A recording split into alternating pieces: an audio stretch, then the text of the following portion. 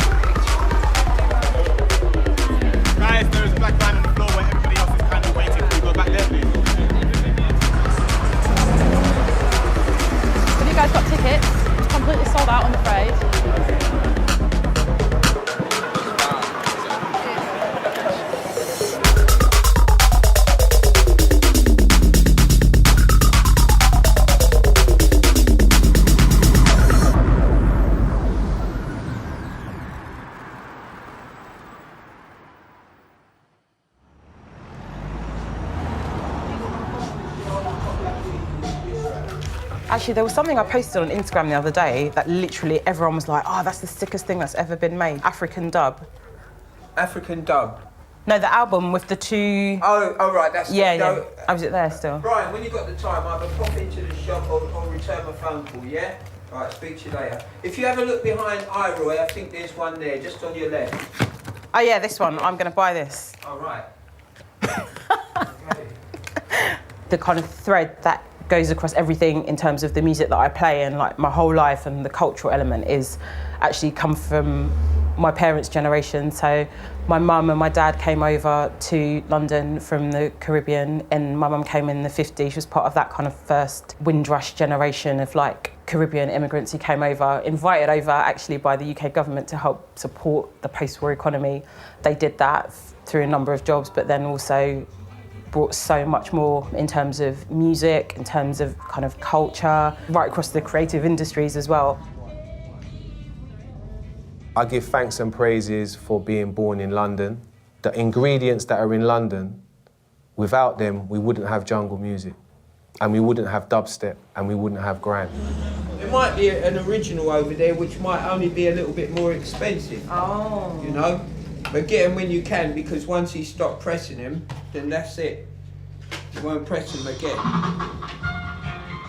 When I hear jungle music, when I hear grime music, I just hear so much of the generations that have come before, and I hear like reggae in it, I hear like dub, I hear like the pain of their parents, I feel those stories. There's that kind of legacy, and it's just, for me personally, coming through from that generation. I feel it so deep within me. I'm gonna cry. Can you imagine if I started crying? I feel really, really emotional about it because it's not just about music, it's about people, it's about communities, it's about history, it's about that big, beautiful melting pot. And to me, that like just symbolises like the spirit of London so much. All right, look after her, look after her. Yes, please.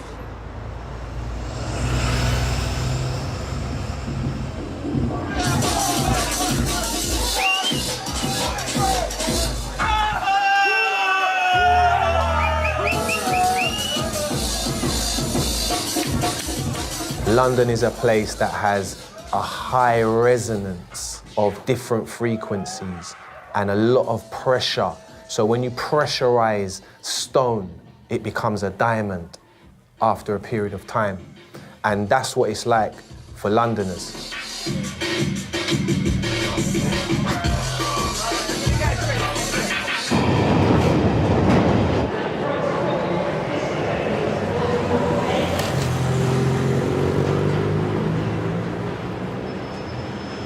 With Brexit, we've now culturally threatening to close the door to what actually makes London great. It's kind of disgusting. We would say that we wanted to control immigration when so much of like the great music and great stuff, the great parties are being run in the city, are run by French people and run by Spanish people, and that's just our small little world. You know, there's so much more that we're missing out on by closing the door to Europe. Once this new deal has been worked out, who knows what will happen. If you had to get a work permit for every EU citizen coming in and working, it could be an absolute nightmare. Anyone like a free paper, free magazine? Ladies, you have a lovely weekend anyway. Have a good one, sir. I read the newspaper more now than ever. So I want to see what mad shit Theresa May or Donald Trump have come up with that day, you know. And for months I was like incandescent, and now I'm like, well, it's maybe part of my responsibility to be the one that's reaching out, and I think music can be a part of that healing force of, you know, bringing people together. And clubbing is part of that, and I think it's an important and cathartic social experience for people to be part of. So that's what I tell myself, so I keep doing it. I really like I like being part of it, so yeah.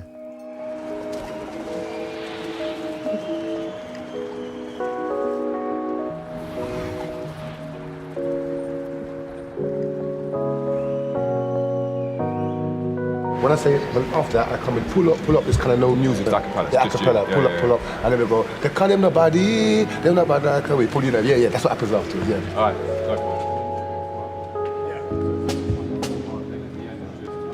it. I wanted to stick as close to the original stuff as possible, not do like classical kind of versions or jazzy interpretations. I wanted to play jungle, grime, or whatever it is, or dubstep, or whatever, you know, like be quite true to the music itself.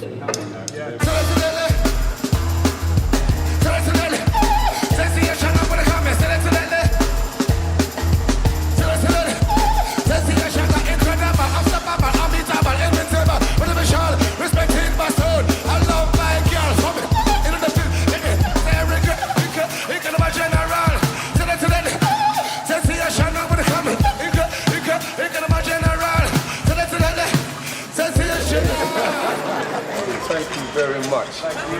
You're very helping me, man. The music it sounds epic, man. Another level, we should go on the road. I've yet to see Killer P and Flowdown. I haven't had a fucking word out of them for 2 months, nothing, not a peep. So there's so much that could go wrong with this show, so much. And it's like sold out. And this is Congo Natty. You're right? But let's just do the same thing again. I'm going to cue in Bongo for his bit, so it should be slightly. We've gone from illegal parties in Tottenham to now being in the Royal Festival Hall. That's a serious journey. The wicked man, them profile. Once you have the beat, Rastafari's job, and we overcome One love.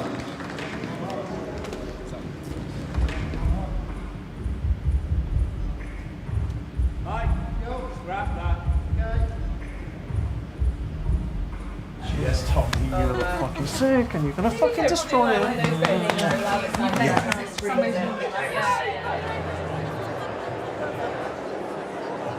We're here, of course, to celebrate the 10th anniversary of Outlook and their great passion for sound system culture. Right now, please welcome the Outlook Orchestra and your wonderful conductor this evening, Tommy Evans. Woo!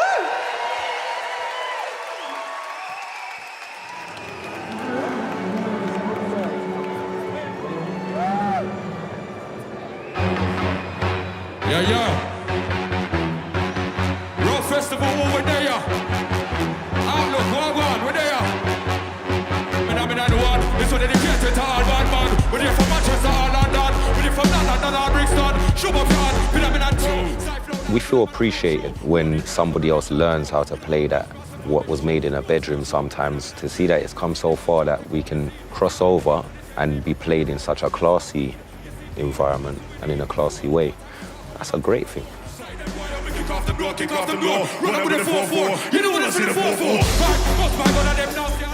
London used to be a place like, if you made reggae music or bashment music back then, there wasn't a platform for you to be heard. We had to create our own platforms.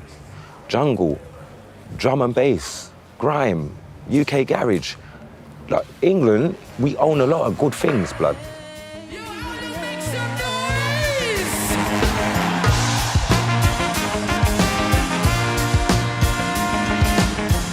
Everybody get ready.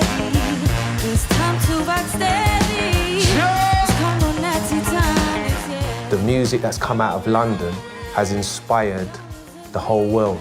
You've got the grime youths, because of the jungle revolution and because of the sound system revolution, this organic family tree that has been growing until we're here now.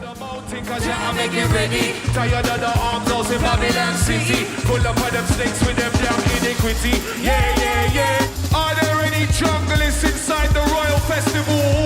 Make some Mama Claw noise!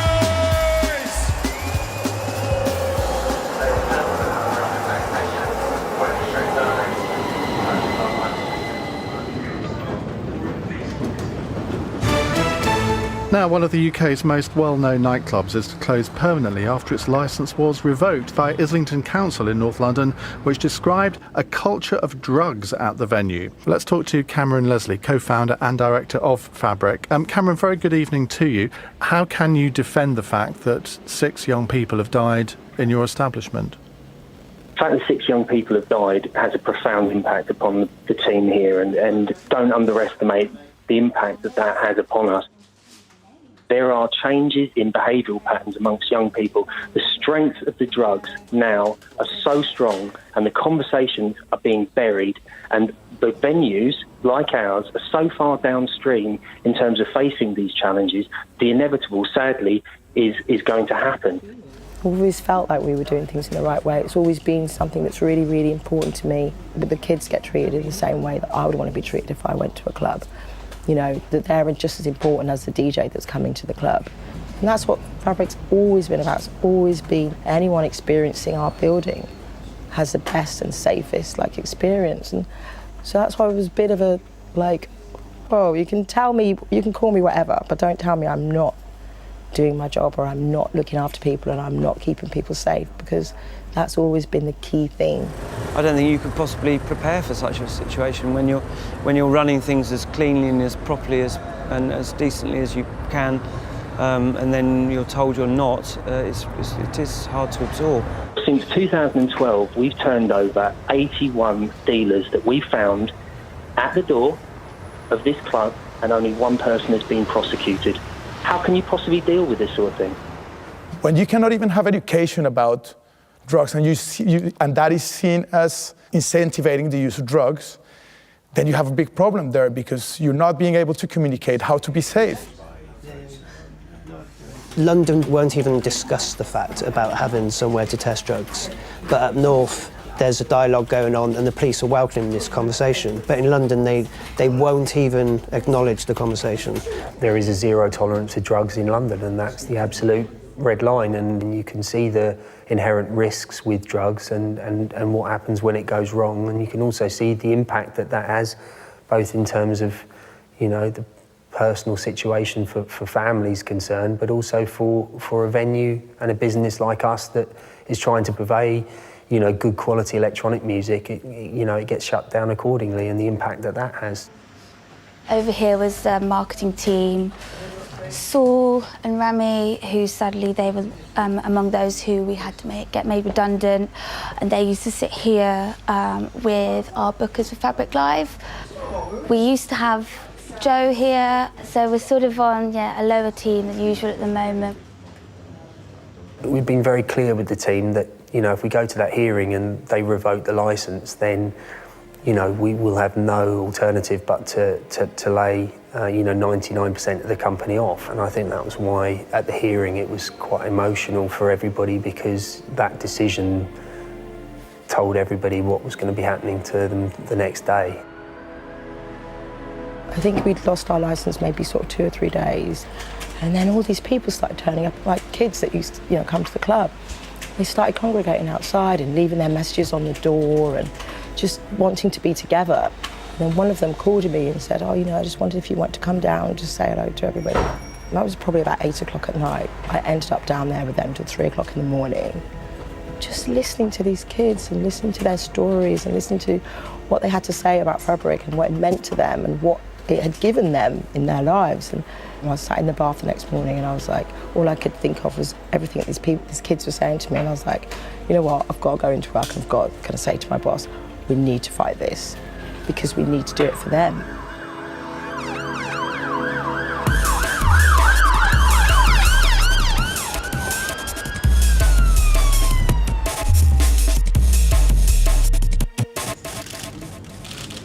It's my pleasure to announce today London's first ever night star. She's very, very enthusiastic. She is Amy Levain. Amy.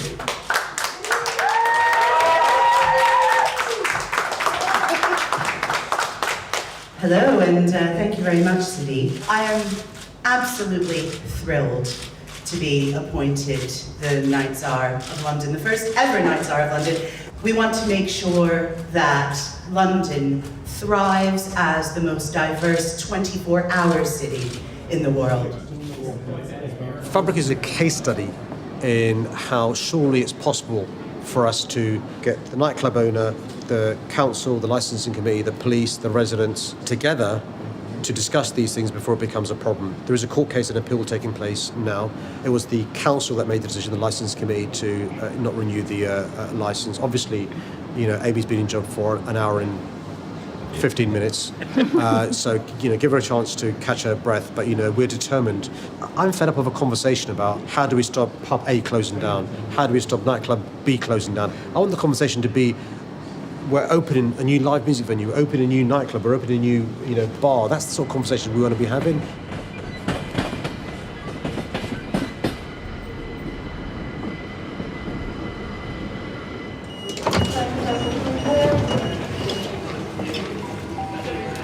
This is Canada Water.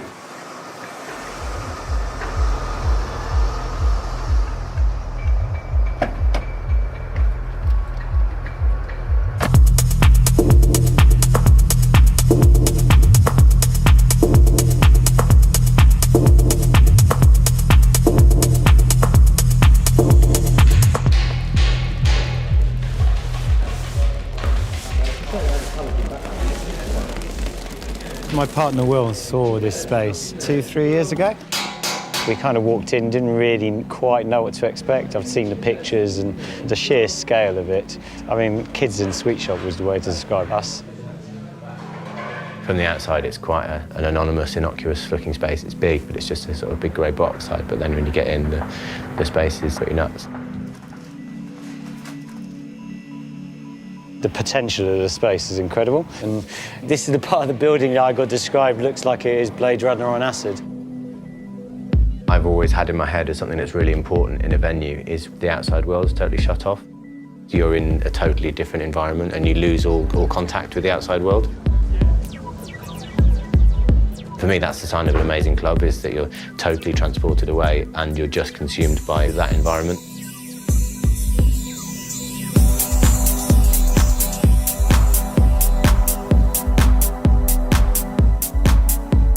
I think there is bigger appetite from people to go to a bigger show. They're happy to pay a bit more money, but they want to see high levels of production. They want something to be an event rather than just a night out.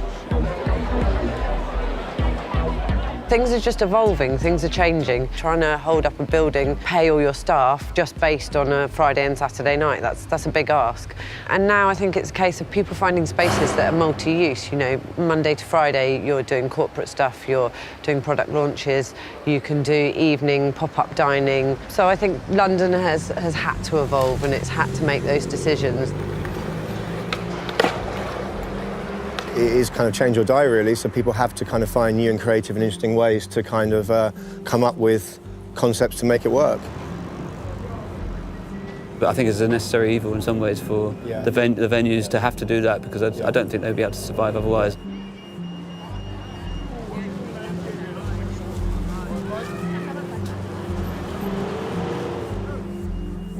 We regret to announce that Dance Tunnel is to close its doors in August. Sadly, the licensing climate in Hackney has made it impossible for us to get the hours we need to make Dance Tunnel sustainable in the long term. Thanks to all the artists, DJs, promoters and family members who have shared their favourite music and moments with us over the last 3 and a bit years. Thank you to everyone who's made our basement such a special place. Sorry we never got round to fixing the slope in the floor. The crux of it is, it doesn't work economically. There is this policy in Dalston, and it is designed to make it very, very difficult to get a late licence. The people who complain about clubs are often people who are more engaged with local politics. It's very difficult to fight against those odds.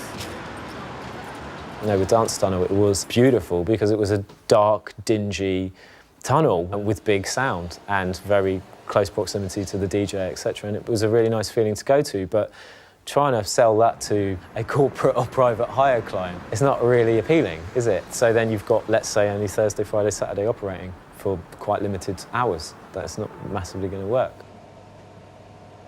There's a couple that got engaged on Thursday here. So the week we said we were closing, I got this email from a guy who was kind of a bit angry because he'd met his girlfriend here for the first time and he'd always planned on proposing to her. It was only like 2 years ago. So I just said, oh, you should do it on the last weekend. And then didn't hear anything back. And then he messaged me on Monday saying he's going to do it. So yeah, about 10:30 at the bar, there was like a proposal. It sounds really cheesy, but like, the space is like, has obviously brought a lot of people together. I mean, I think it's reminded people how important these places are, not just in terms of the music and the culture of dance music, but in terms of growing up, being free, being able to experience music among friends and those kind of magic epiphanies that you have on the dance floor that are, you know, things that people should get to experience.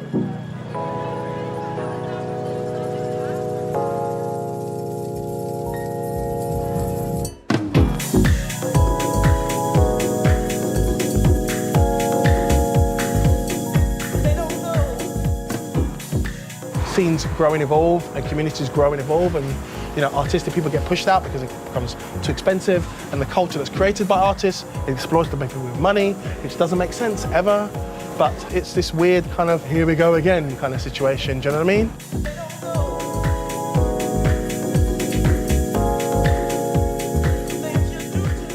The economic is triumphing over the culture.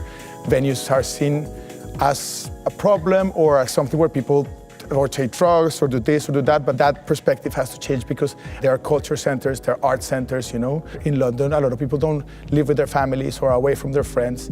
It's a place where people congregate and where they share moments and they share a space, you know, and they become friends, they fall in love, they decide to do a new project, etc., you know. I think everybody in the collective spirit of whatever type of music it is, drum and bass, jungle, techno, they're there for the same reason. They have these moments, with amazing lights and sound, and everyone's having the same thing, that's something people aren't willing to give up.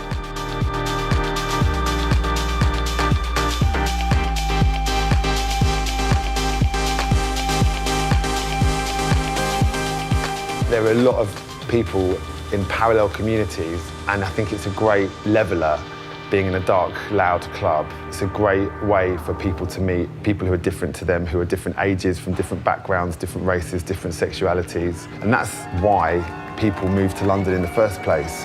That is the energy that creates opportunities and culture in London. Whatever your identity is, nightlife plays an important role. And it helps us discover our identities, discover who we are.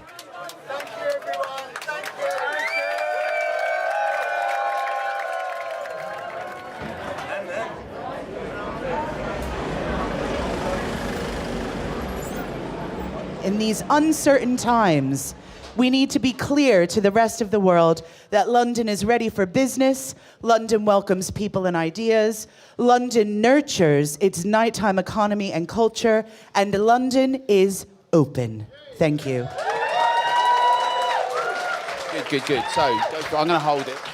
Hi, Amy. First of all, I think it's fantastic that your role has been given the clout that it has, and it's fantastic to have someone as energising as you in the role. Thank you. I'm 25, and I try to go out clubbing every single weekend, and already there are places that I have been which no longer exist. I'm talking about Dance Tunnel, I'm talking about Passing Clouds, I'm talking about Black Cap. My real fear is that this city is sleepwalking into oblivion, that the nighttime economy is disappearing, and this city is becoming one of the most boring capital cities in Europe. My phone has been almost like a hotline for venues at risk, and at City Hall we have just appointed a venues at risk officer to deal specifically with this because it's unacceptable. The Mayor of London recognizes that we're losing too many spaces. This needs to stop. I think London is far more exciting than we give it credit for. You know, when we take our eye off the ball, of course things are going to happen that are detrimental, but we win hands down in terms of diversity of nightlife anywhere in the world. I challenge any other city in the world to try and beat us in our diversity. The summer is always London's dying, and you know, you could say Turnmills is closed, the End's closed, the Cross is closed, but you know what, Oval Space opened, HAAi opened, Phonox opened, Tobacco Dock started. Studio spaces became a thing under the Hydro. The Bussy building is a packed out 1,000 capacity venue every single Friday, Saturday. I mean, if you look at this Friday, you've got Red Light One Man, Roscoe and Casper playing Fabric Live, Route 94 at the Egg, Andy C's HAAi residency, Beautiful Swimmers at Oval Space, Nick Hopner and Shanti Sess at Trouble Vision, Dusky Live, Hatcher at the Nest, and Calton and Peverlist at Royal Bankhead at Phonox, and Optimo at Village Underground. I mean, that's 7 or 8 like lineups that if you put those on in any small regional town, people would absolutely flock to them.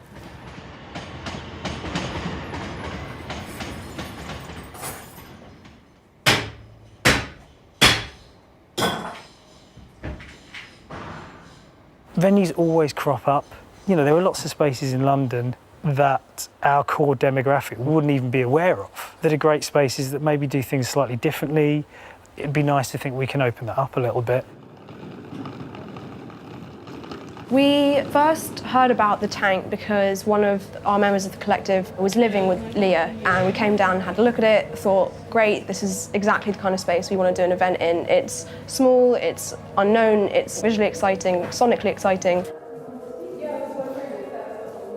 Siren is a collective that we started in January 2016 now. We were quite frustrated with the lack of women also doing what we were doing and decided to just start throwing parties that were promoting that, specifically within techno. That table will be fine. It's quite low, but we can put it on bricks.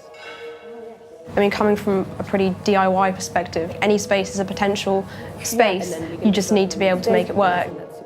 Yes, perfect. Unfortunately, this is the penultimate event tonight, and tomorrow we have a last one due to the redevelopment in London.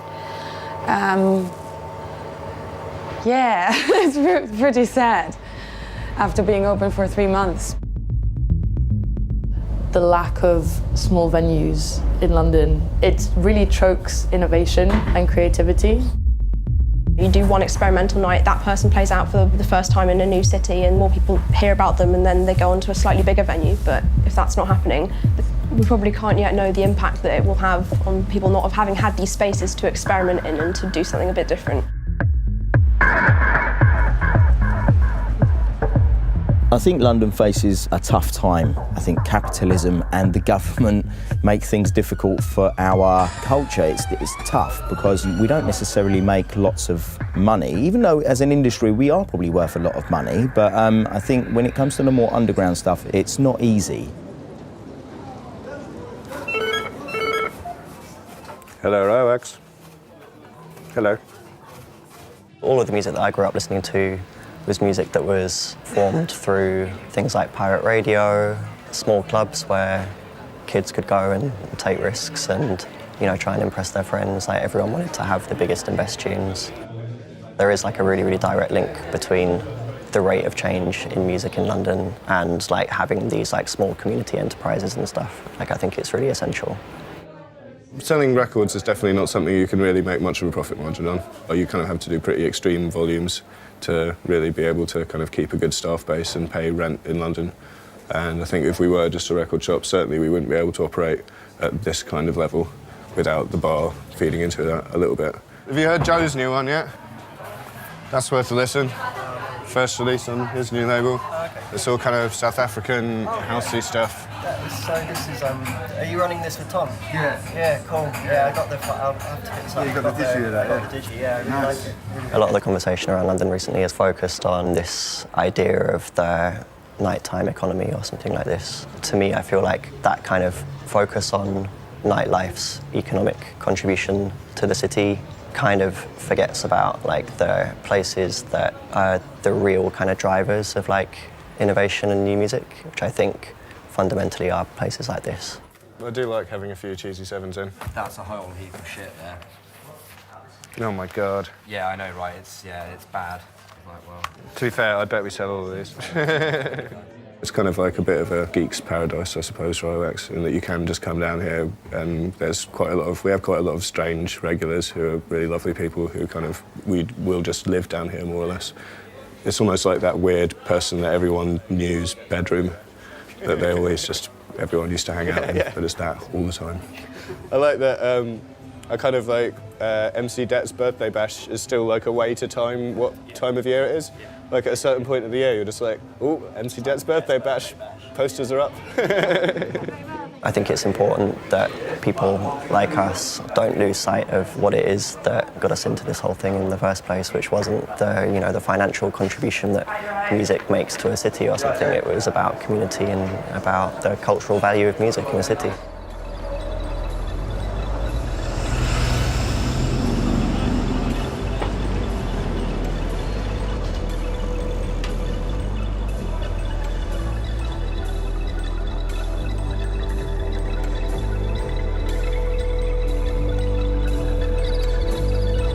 What is good, everyone? It's Moxie here, NTS. The people that are behind the station, it comes from love and from craft. When it started, it wasn't from money. It's still not about money. It's just about making a community, building that, and making really good radio. We're going to be with you until 5 p.m. Let us know where you're at. Myself at DJ Moxie and at NTS Live.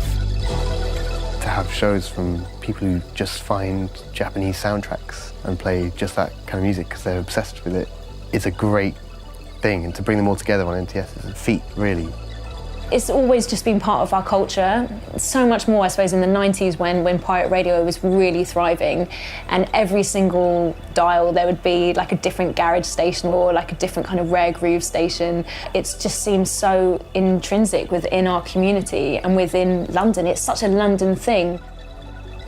For me, growing up as a teen, I used to listen to pirate radio, I used to listen to this station, Cool FM, that I was absolutely obsessed with. So like write them letters and stuff like that, I was like totally obsessed. I think it's absolutely brilliant when I see like clips on Instagram and stuff like that of like young kids like excited to go on radio because it started to die down a little bit. I guess a lot of what's going on now can seem quite isolating, like the idea that everything is kind of happening like on the internet first. And I think radio forms an important like real world context for a lot of this music. I think it's important, especially in London in 2017, when clubs are shutting down and we don't have the space that there once was to kind of congregate and have a community. This is the office. This is where like the hub of everything is. It's an office, but to be honest with you, in the evenings, especially after 6, it feels more like a youth centre than anything else, to be honest with you. Like, I think, you know, for a lot of people, they just want somewhere comfortable, warm, with Wi-Fi and a bathroom, and they kind of just get on with it, really. Amy. Yeah? Oh, I'm ready. Yeah? Is it really good? If it is great, that's fine. Radio. What's good? My shoes are off, they've been off all day. The floor's really dirty as well. But 6 p.m. on your Thursday evening, my name is Amy Becker. This is the Acrylic Show, and we're starting with Harlem Spartans. This is Kent Nizzy. Kent Nizzy, brown and pretty, love to lurk around Harlem City. We have an open door policy, obviously not completely, but we do, and it means that anyone can come and sit down and hang out and do whatever, and it's just like, some people might roll through, whatever might happen, it's different all the time. When we first started, like, and it was just me kind of doing everything. It would be like 2-3 nights a week. I would like sleep on the sofa just to like, because it would be like finish quite late, like 3 in the morning, and the next DJ would come at like 10. You can do what you want, you can say what you want. I think like Ollie's line, tuning off, fuck off, is like the whole thing that embodies Radar, is that it is literally just crack on and get stuck in. We've got people practicing here from like 10 in the morning till midnight. On Friday nights, I'm quite regularly, like, things will stay open till like 4 or 5. Like, Friday gone like 6 in the morning, just people want to come here and just practice and just, you know. It's cheaper than a club, like, yeah, I mean, you can bring your own drinks, everything like that, so. How's it going, all good? Yeah. All good. Right, so this is the main studio here. This is Josie. The studio was set up for MCs, so that's why everything's so far forward, so you've got so much space here. But we've had sets where it's like 30, 40 people in the room. It's like a 20-person queue, 1 in, 1 out, just to get in. It's fucking nuts. That's Avery bars in the station. You don't want to get left in the bed. Hey, I was like, hey, yeah! So I go like, what the fuck goes here? It's quite interesting to have a space where there's so many people kind of in different scenes can all intersect and link up. There's like a lot of kind of cross-pollination that happens here that you wouldn't be able to get probably anywhere else. Don't shit where you eat. Them on the voice probably piss where they sleep. And I hope that you're rinsing your sheets. See days where dreams don't sink on my sleep, like out of the Porsche into the Jeep. Days where money ain't a thing for my peeps. And I'm not on no youth man ting, and I couldn't give a fuck what you man bring. No peas, no yards, no keys, no cards. Heard my bitch like he goes hard. Talented, grimy, gifted heavy like spent up shoppers with bent up coppers. When it comes to grime, radio is a really big part of that scene. You can't really be an MC if you can't shower on radio. Like, you have to have this like capacity in you to take the mic. It's really unpredictable. You need to be able to freestyle. It's quite under pressure, especially if we're filming. And if you flop, like, you're gonna lose credit very quickly because it's really important that you can do it. You're not the sharpest tool in the shed, and you're not the one to be fooling a fed. Got bare bait shit on your Instagram. What you gonna do when it hits the fan? You was in the club screaming out no new friends with a guy that you met last month. I was in the middle of cutting off loose ends. Brethren, don't believe that front. What? Man, I might have to slap the for? Ollie is definitely very important and will be very important in years to come. We do feel part of history sometimes, and we're filming things and watching it back, and I'm like, this is something people are going to watch back in 20 years' time and be like, this is proper, like, this is history of London, of London culture and music. This is not like a fad for me or a hobby, this is a real commitment. I've been doing it professionally now for 7 years, working at various stations and labels and stuff like that. So with this, it's just more like, okay, cool, like, where do you want to be in like 5 years' time? Stations like One Extra and Beats are definitely a big inspiration for where we want to go. So we thought, why not have the studios here and kind of see where things can go, really. Real safe, yeah? Yeah, thanks a lot. No problem, bro.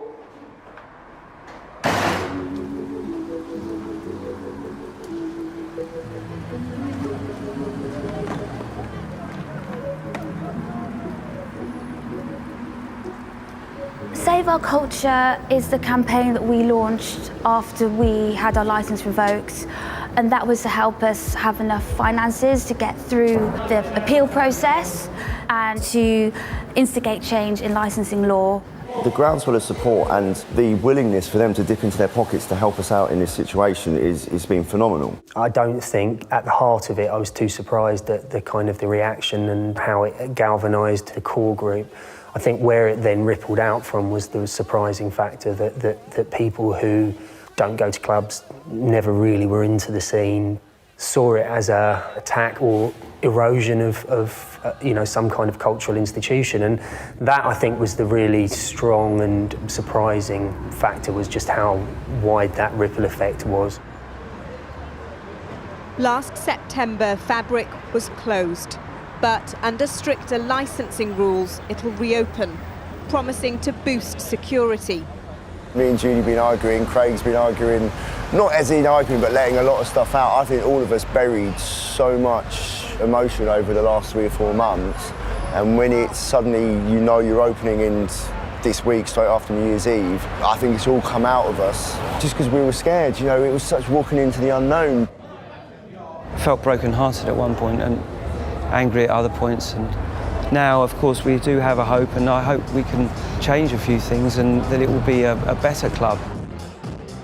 I think the lesson we've learned from Fabric is actually just how important it is to get people around the table and to talk about situations before they escalate. It shows the importance of being able to convene police, local authorities, club owners, punters, security staff around a table to actually have these conversations. We've got a bigger welfare team, we've got a welfare centre, we've got drug awareness, and the police and council, we've all got on the same page as well. Education and awareness of the danger of drugs is going to be the thing that moves everything forward for the city. We've got our club back. That's the biggest thing, is putting a smile on my face today, is we got our club back, yeah.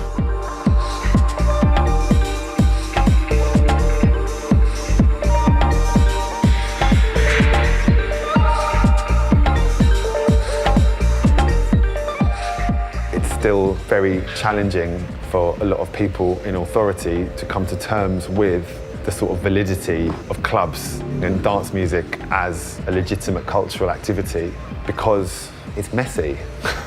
It is messy, and we can't pretend that it's not, but we have to find a way to sort of make it work where people are safe, rather than pretending that it's not going to happen.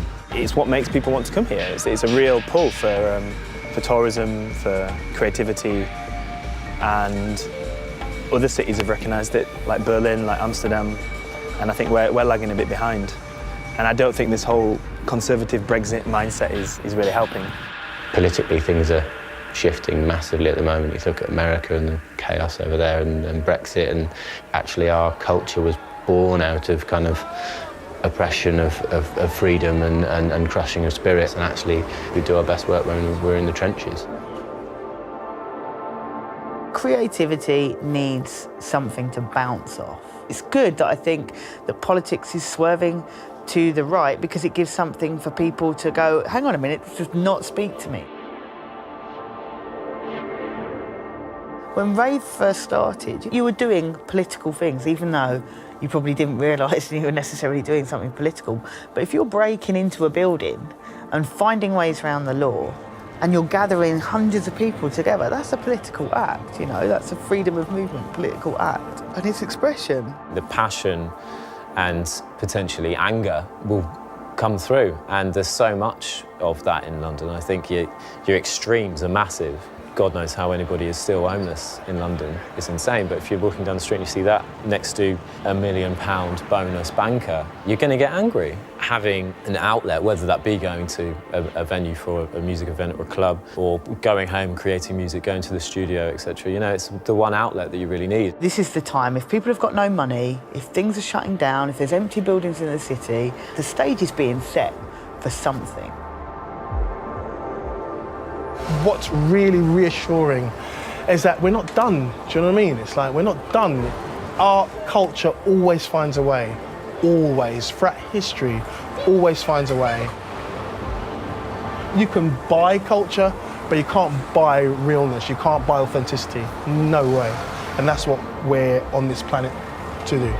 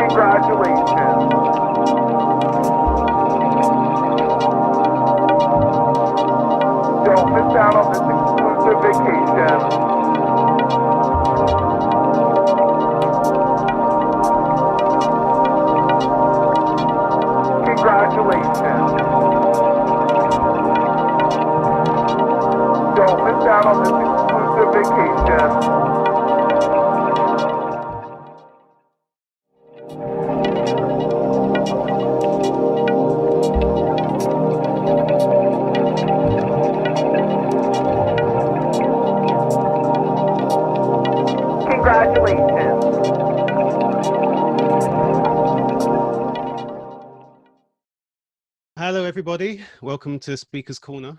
This is part of the Junction 2 Connections live stream that kicks off at 6 p.m. today. I'm Marcus Barnes and I've got an awesome lineup of people here gathered to discuss the ins and outs of the nightclub industry, what's been happening in terms of the pandemic and the COVID-19 situation.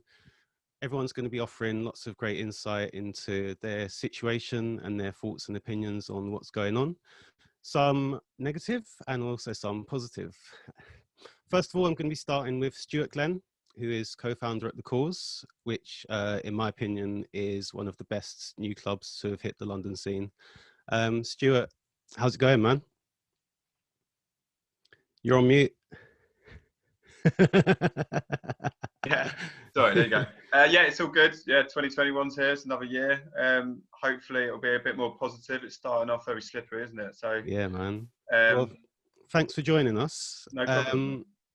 What I wanted to discuss with you was, first of all, that The Cause, you guys actually managed to do a few events last summer. What were the main challenges in actually making those happen?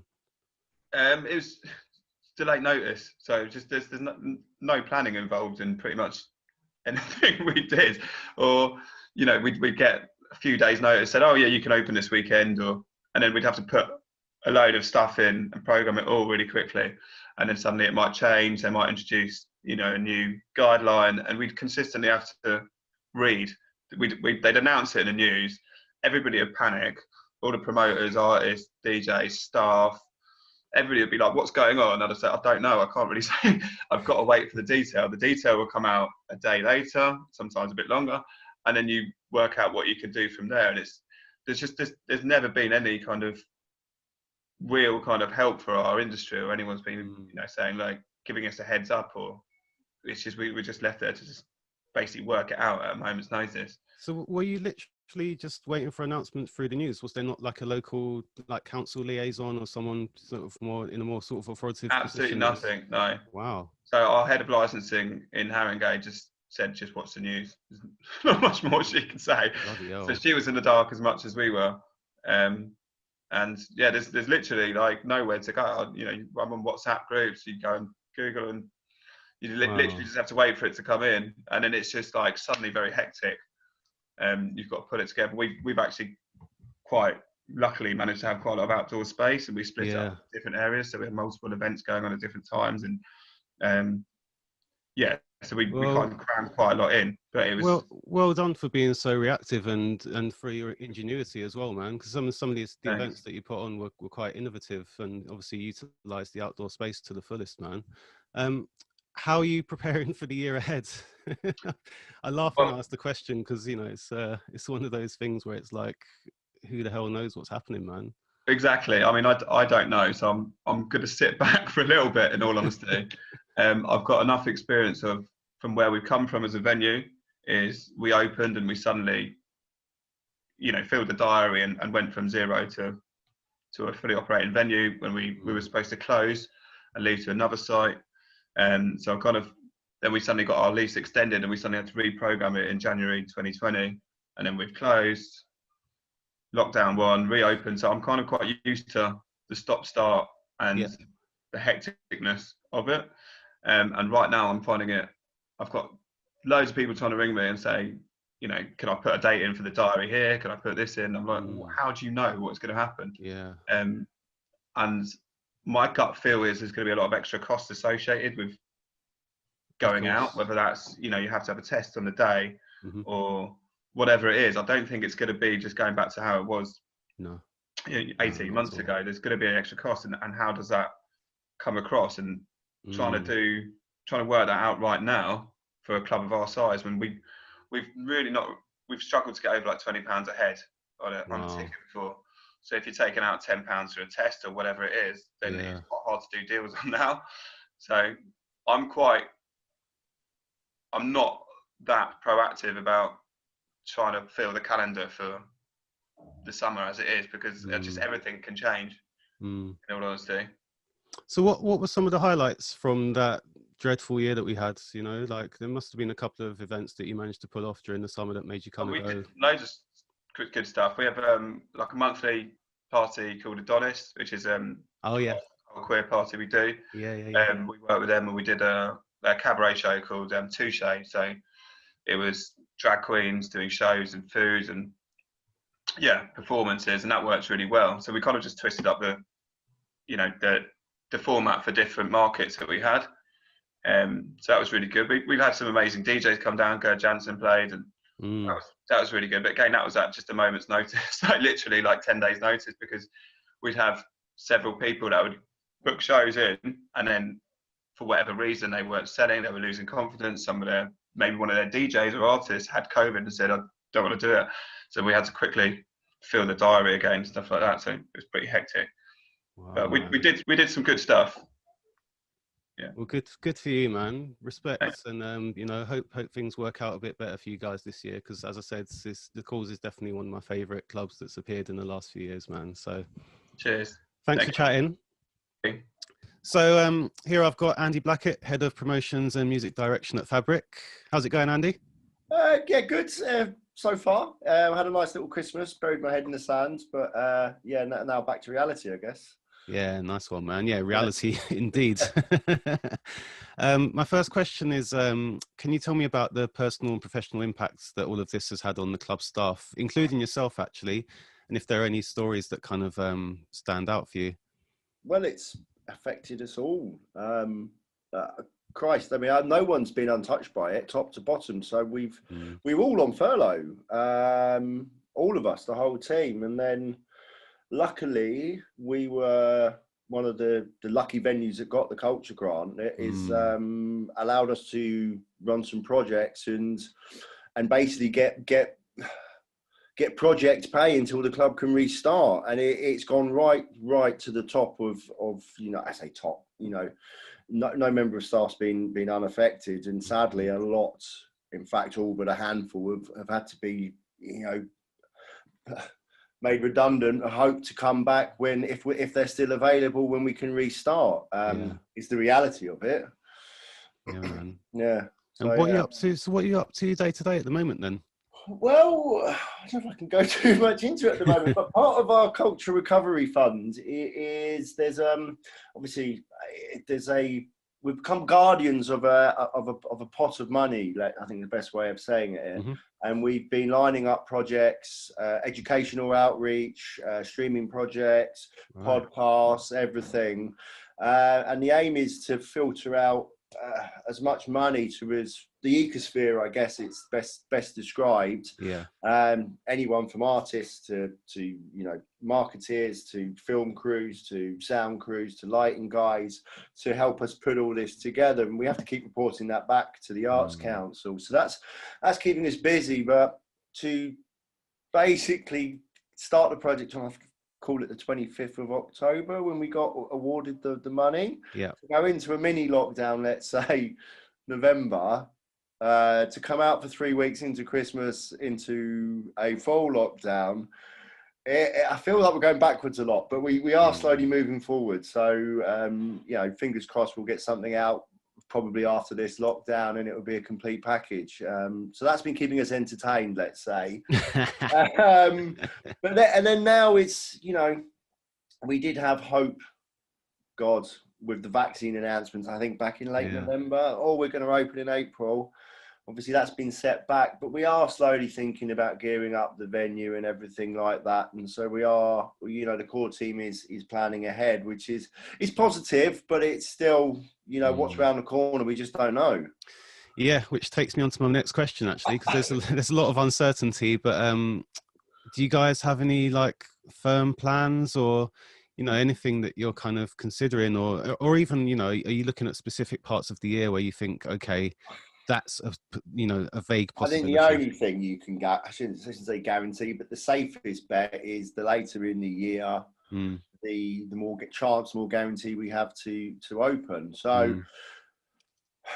Say actively looking at the last 4 months, 5 months of the year, and then the rest will be a reaction, because totally honest with you, the summer depends for club bookings, really depends on what goes on with the festivals. And if the festivals go ahead, I think we'll be, the talent won't be there.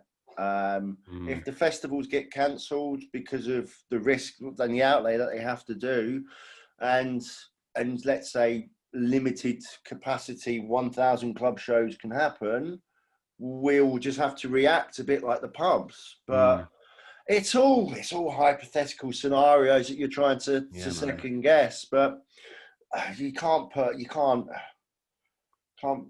bet your house on anything, I think is the best way of saying it. It's just let's see what happens, but try and plan the end of the year as best we can. And how much sort of contact have you got with other club owners and festival owners and stuff with regard to, are there any WhatsApp groups or anything that you're involved with? There were many at the start of it all.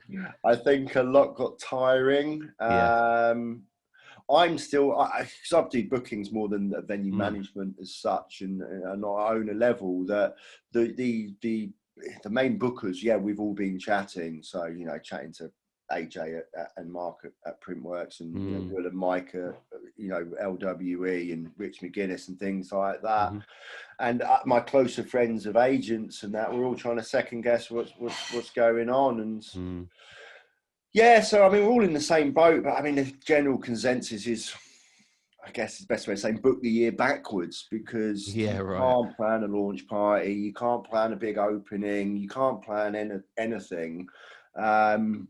But we hope we won't miss another birthday. So I guess we hope the big one will be back in October for our 21st birthday. If we can get that. I mean, I say, God forbid we aren't open by then, but surely we've got to be thinking post summer, he's got to be back to some normality. Yeah, well, I'll keep my fingers crossed Yeah. and keep the dancing shoes out in a place where I can see them and get ready for that. Because I'm the same as you. I mean, obviously we're all the same. Like, we're just hoping and hoping, aren't we? Really. Yeah, man. Thanks a lot for joining me, and thanks for your insight, man. Really appreciate your time. Oh, cool. That's all short and sweet, isn't it? Yeah, good. All right, mate. Yeah, thank you. Okay. Nice one. All right, cheers. All right, guys. I'll see you soon, yeah? And we're going to move on to Steve Brains and Sophia Kearney, who I refer to as an awesome management duo from The Weird and the Wonderful, but also co-founded the brilliant HAAi, which, if you don't know, is a place for people to be people, as the slogan says. Guys, thanks for joining me. I really wish that I was there in person to give you both a massive hug, because it's been so long since I've seen you guys, man. It's ridiculous. Really ages. I think we were at some Fabric opening thing, watching one of our mutual friends, Anna Wall, playing. We bumped into each other on the dance floor, and that feels like a million years ago now. Yes, I think that was last January. You've had a kid since the last time I saw you. Like, you've made an entire human in the time. This is true. Bless her. Yeah, thanks so much for joining me and taking the time to chat to us. It's a pleasure to have you here. First of all, I wanted both of you to tell me about the impacts that this has had on artists that you manage, and you know, whether there's some positive stories, and also how they've kind of navigated the lack of gigs, etc. Shall I take this one, Braids? Okay.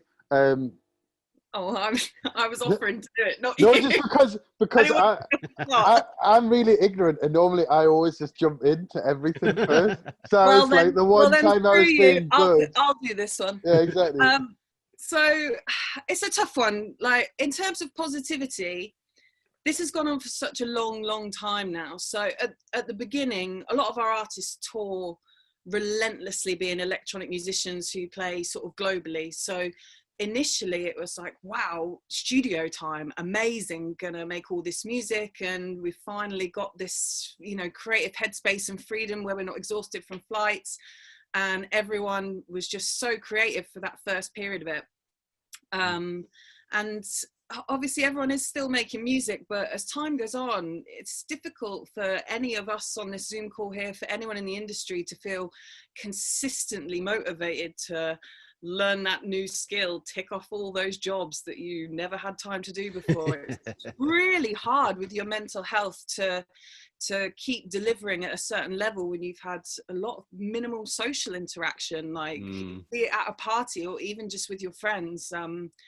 So positively, there's been some beautiful music made from this, and there's certainly been, like, some of our artists also, for example, paint as one of their other pastimes. So I know that he's been spending a lot of time doing that, but it's to give you any more positives than that, it is difficult, because we've lost all of our community. And there's only so many Zoom calls and things that you can do before it's just not the same. So coming into this new year with, not a lot of hope for the next 3 or 4 months, but the fact that the vaccine is at least on the horizon, and I feel positive about the second half of this year.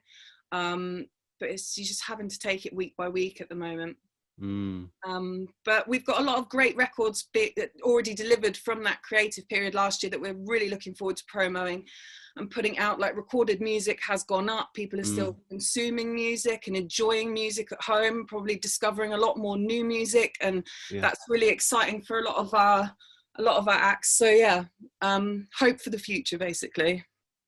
Nice one, which leads me nicely on to my next question, which we did also make a short film, by the way, within COVID somehow, which is like a Killing Eve times Kill Bill, mad CGI, socially distanced, like Maya J. Cole's video, which is probably the most ambitious video we've ever made. And I think Sophia and I nearly lost all our hair making sure that everyone got COVID tests and all this stuff. And it's like, should be interesting when that hits, and I think people will be like, "Oh my God, you made that during Corona." So yeah, I mean that was that. I think that was like the one positive that came out of it, and I think Sophia and I refocused on our HAAi record label and our activism as well, which was really cool. Yeah. Yeah. Lovely. So that was my extra bit. So as I know the future is quite sort of difficult to envision at the moment, well, beyond the next week or so. But have you guys sort of put together any plans or projections for the coming months or the year ahead? You know, just, I know it's pretty difficult, but you know, you still have to kind of try and consider where things Similar might to go. what Stuart was saying, really, like having learnt from so many reschedules and so many different things on over the last year, it kind of is like we've got some really exciting online streaming things planned. We had a couple of great partnerships with Beatport and another great one with Pablo Vittar. So it's been exciting to delve into that world and explore the sort of augmented reality and all different things that have been popping up that was just never a thing before. Yeah. I'm really excited for the new campaigns from the artists, and I'm really excited to push forward with the label, to be honest. I've found running the label surprisingly really exciting and loved doing it. So we've got a lot of demos to go through, which we're really excited about. Anything else, Stephen, you want to add to that? No, just basically we've copied the diary from last year into this year, and then it's just like you just watch the dates kind of pop off. I mean, we were trying to do this one day in London. I think it's had 9 reschedules. It's just wow. Like, so there's just a point of like, there's like if you keep putting that show on sale and taking it away, then you're just gonna erode consumer confidence as well, because it's kind of boy cried wolf. Well, like, oh no, the gig's gone again. So today we were booking in something into Q4 HAAi in LA. So we'll see if that at least stands up. Because last year with HAAi, we were supposed to be in 20 countries. We were going to do a South America tour, an Australia tour. And I'm like the whole time, like, oh, we should announce it. And then like, we was going to do our first DC10. There was all these like, kind of like, oh my God, I can't believe we're doing Glastonbury this stage as well. Glastonbury stage. Which was like one of my ultimate dreams. So really hoping that we'll be pushing to reschedule that. Yeah, so it's just like massive balloon, massive pop. So that was just, it's really hard, like just kind of mentally to get yourself motivated to do something, which is why like Sophia says like things like the label and bringing up new artists and like, or like the thing with HAAi that we've been able to like push like trans activism or Black Lives Matter and Trans Lives Matter and just kind of like give a platform to people who don't always give a platform. And like, I think that kind of returned us back to why we got into music. And it was quite fun to kind of have rediscovery, because to be honest, when you're not getting paid for anything, you have to make like joy out of somewhere. And it was like, well, we are quite lucky to have this platform, so we can, because we are kind of different from, I guess, other labels, and we have a fashion label. This is the other thing that was not to make us fucking properly depressed, but so we also to make sure, like, because we're just doing music, we're like, we should diversify into fashion, because Sophia and I both like fashion, or just wearing black clothes basically. so we launched this fashion line, HAAi, which originally we were going to be a fashion line that ran parties, and now we're a label and parties and all different things. So anyway, we got onto the official London Fashion Week schedule, which from a kid from Sunderland and a kid from Banbury was probably a first that any of us were anywhere near a London fashion catwalk, let alone like do an event. That was the last party we threw, actually, last Valentine's Day. Yeah, it was big trans inclusive party, because we just felt that fashion kind of uses like trans people as a Pinterest board thing, but doesn't actually platform them or like give them a voice. So we just kind of looked within that, and then within the intersections of that, like trans people of color and things like that, and just try to make an interesting, diverse thing that challenged what conventional kind of fashion was. Not in this kind of like, oh my God, we put someone heavy down a catwalk, aren't we amazing? It was like, let's just actually show what real people look like with real lives and platform. So anyway, going to Love Magazine, Page and GQ style, all this, like, amazing. Like, this is going a lot better than we thought it was going to go. And then all our clothes got locked in a furloughed factory in Britain. So it was like, for 6 months, no one could even go into the factory to get the clothes to sell them. So it's mad. We just sold out of everything apart from baggy t-shirt basically now. So it's just kind of, that's for next year as well. But like, it's just weird because the only thing that we tried to diversify into last year from events and music was like, we should do this ethical fashion brand, and then all fashion shops as well, because all the people who wanted to buy us, like Nordstrom's and things like that, didn't really want to take a risk on a really new, quite expensive, because it's like, you know, it's vegan friendly and it's fair trade and all the rest of it. So the price point's higher than like a £10 merch t-shirt. So it was just it's been a hard one. Anyway, I'm waffling now, but like, yes, you are, mate. It was just a weird one. Not Marcus, please. I don't get to speak to anyone. I'm in lockdown. I'm muting myself. Me too.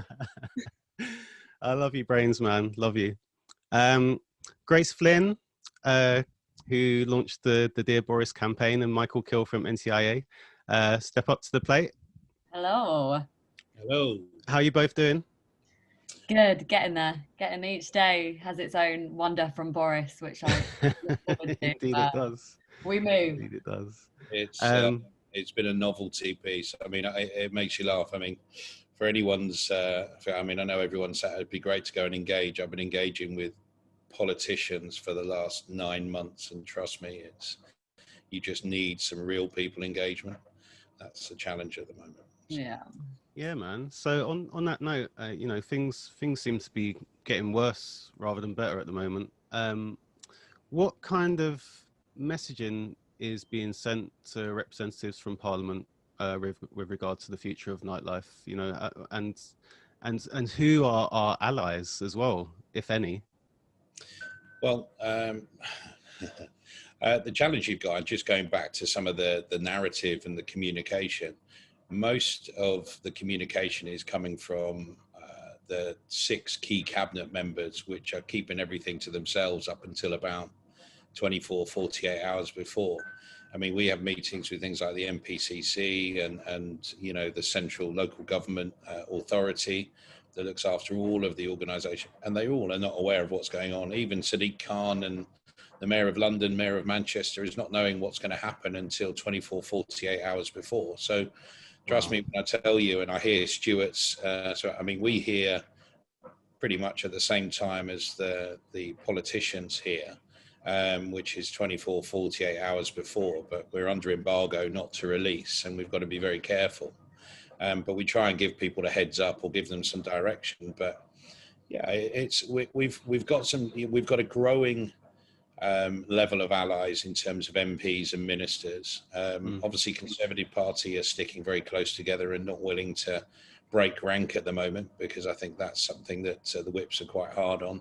But apart from that, I mean, there's definitely allies growing. I mean, we managed to culminate, I think there was about 78 MPs that came across to us to vote against the curfew and things like that. So we started to embed, and we are moving in the right direction. The fact of the matter is January was always going to be a lockdown period, you know, with them keeping education open, keeping retail open over the festive period. The fact that people would all, you know, there are a lot of people who'd still do their illegal events one way or another.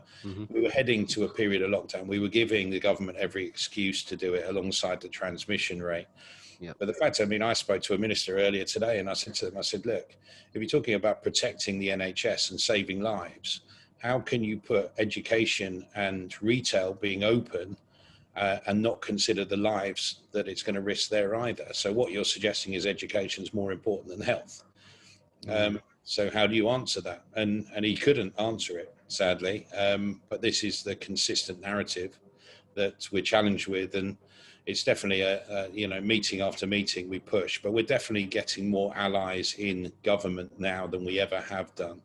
but there's a lot of misconception and a lot of misinformation that needs to be dealt with, and that's been clear over the 9 months that it's not as clear in terms of what we are as an industry.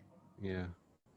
So what are your next steps, and sort of how are you feeling about everything? Because you know, I get your email updates, and there's some pretty sort of dire statistics coming through.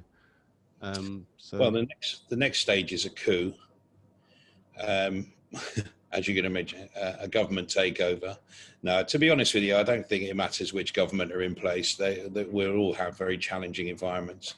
The biggest thing at the moment is we need to move fast. We need vaccinations to be rolled out. But that intermediary stage that we need is that rapid testing that's going to allow the businesses that are unable to open or are based on social engagement to open the doors until the vaccinations get to a critical point. I mean, we had a big meeting yesterday about budgets. As you can appreciate, the 9K sort of submission for rateable value businesses was welcome. CRF fund launches today in terms of the 250 million. But what they're trying to do is see themselves through to the budget in March. Then the budget will release another set of support mechanisms. But they're talking about April in terms of Easter, looking at restrictions being lifted. But there's so many pieces that need to be patched together, whether you talk about excluded, freelance, sole traders, agents, festivals, events, insurance. I mean, they've left so many gaps. I mean, all they're doing is plastering over, and I think they're now solely focused on the vaccination being their savior, sadly. Right. But on a positive note, I mean, I cannot not see us getting back this year to some level. And I think everyone's got to commit to pushing as hard as possible at 100% capacity events, whether we start with COVID secure environments with a limited cap. We need to get consumer confidence back in events, festivals and venues. And we've got enough entrepreneurs and skilled creatives out there that can really make a difference. So that's a big thing for us this year, is utilize the expertise that we have, ram it down the government's throat in terms of making sure that they know that we know what we're doing and we can do it safely so that we can get the doors open. And that's our intent early part of this year, to make sure that we're ready for February, March, or whenever they press a button. But if we're not ready to rush the door, then we're not going to get in, is the way that I look at it. Nice one. Thanks for that, Michael. Julian, welcome to the chat. Hi. Would you mind putting yourself on mute, and then you're up in a couple of people's time, so I'll give you a shout shortly. Thank you. Grace, how's it going? Yeah, good, thanks. How are you? Yeah, I'm not too bad, not too bad. Wanted to say well done with the Dear Boris campaign. Thank you. So it highlights the stories of those affected by the closure of nightlife. Can you tell me a little bit about the impacts that it's had on the people that you're in touch with?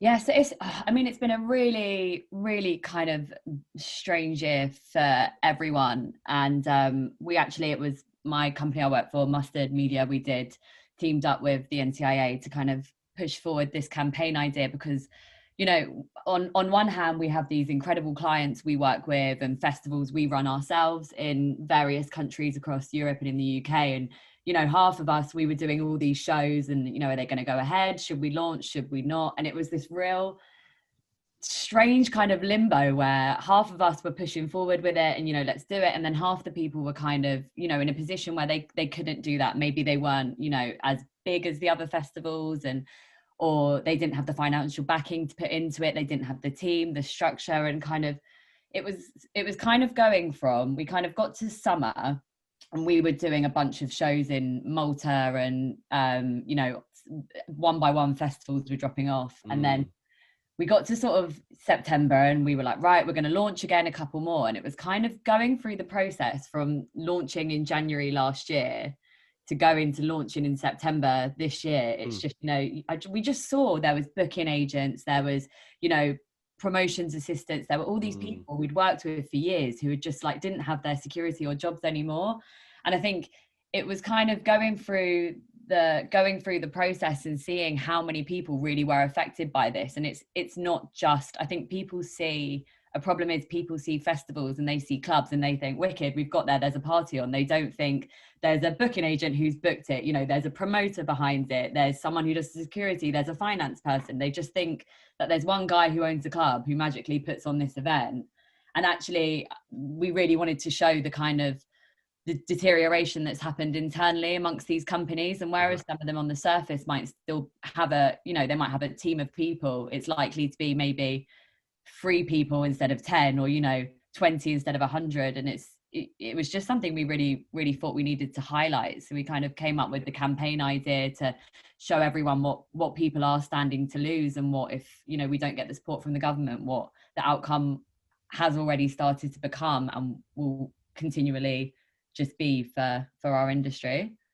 And so have you had much feedback from the people that have been involved with the campaign in terms of, you know, the impacts that it's had on them, even just you know, the facts that you've offered them a platform to share their experience and their insights?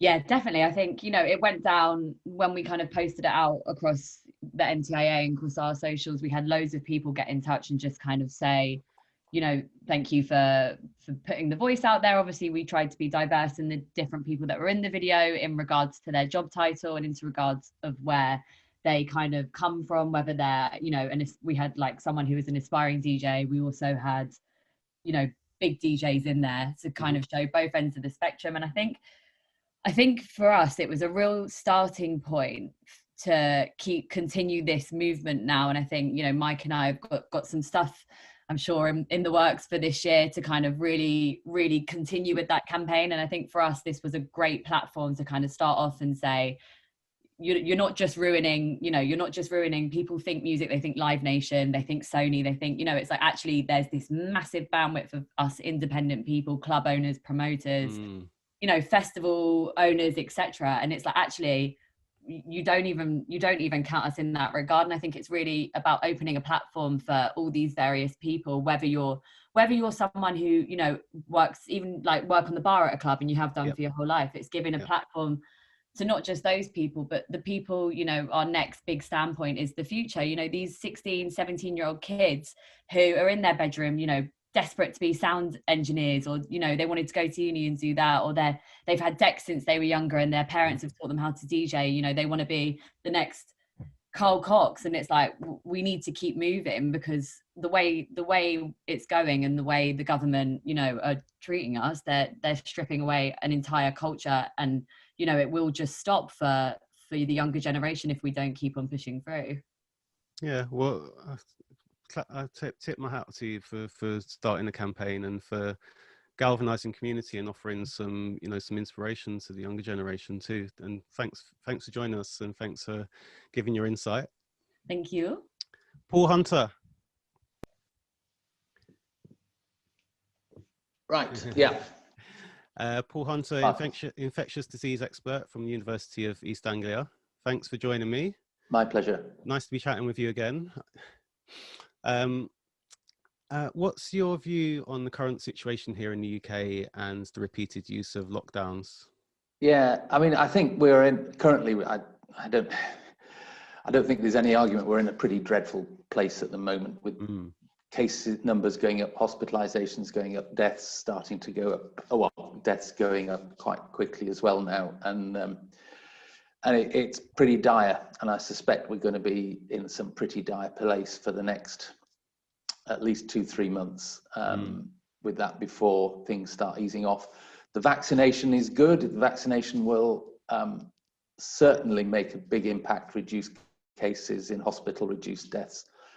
But, you know, this new variant has really made things more difficult than it was a month ago. I mean, at the beginning of December, I was quite convinced we'd be looking to start easing restrictions throughout, you know, possibly by the end of January, but this new variant has really thrown a spanner in the works, and it's so depressing that this new variant's arrived. And the South African variant may be even more problematic. It may be more resistant to vaccine than the English variant, and so yeah, I think it's still going to be it's still going to be some time before we can finally think this is going to be behind us. But we will get there. You know, there will be a point, and it won't be years into the future. It will be sometime in the next year or so that we can say, yeah, it's going to be, we're over the worst of it now. And I think we're going to be over the worst of it by, you know, March, early April. But that doesn't mean to say we'll be totally out of the woods. What are the chances of another variant popping up somewhere else in the world? Quite high. Yeah. Really? I mean, yeah.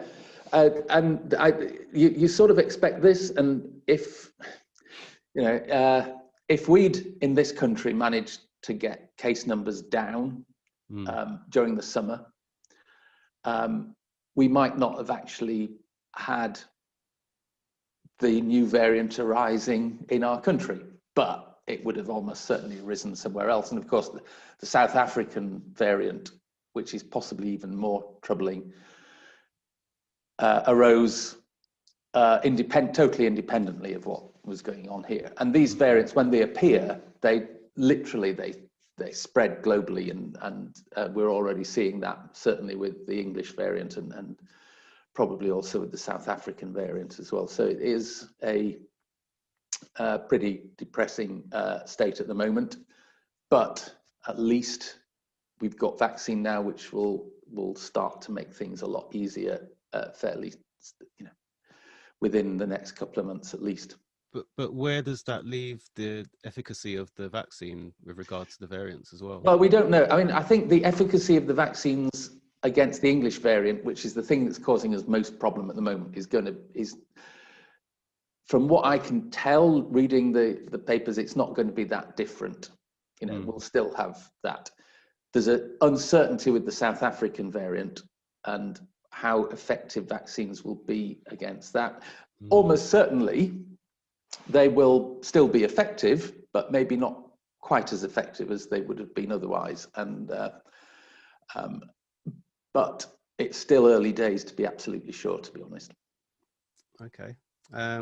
If we're to put on a pair of optimism glasses and look at the future, how do you imagine clubs and festivals might be able to return to business as usual? Yeah, I mean, I think one of the big things is that outdoors you are much less likely to spread the virus than indoors. So I'm quite hopeful that there will be plenty of outdoor music around this summer. Partly because both my sons earn their living playing music, you know, but they're improv jazz musicians, so most of their gigs are socially distanced anyway. Yeah, so I can see that happening. I think indoor venues probably will struggle for at least until April, and I think after then we will hopefully start seeing some more music being able to be played indoors. But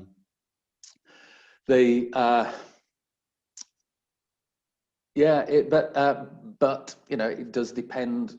We've already had this big kick in the teeth over these new variants this last month, and there's nothing to say that something even worse might not be coming down the line. And you know, but we can't go on forever like this, you know, so we have to try and come to some sort of accommodation with the virus, hopefully through vaccine, but if not, as people start developing their immunity through both a mixture of vaccine and natural infection. And it's quite possible that even if the virus is still around, that if once we've had the vaccine, the vaccines may not actually stop you getting infected.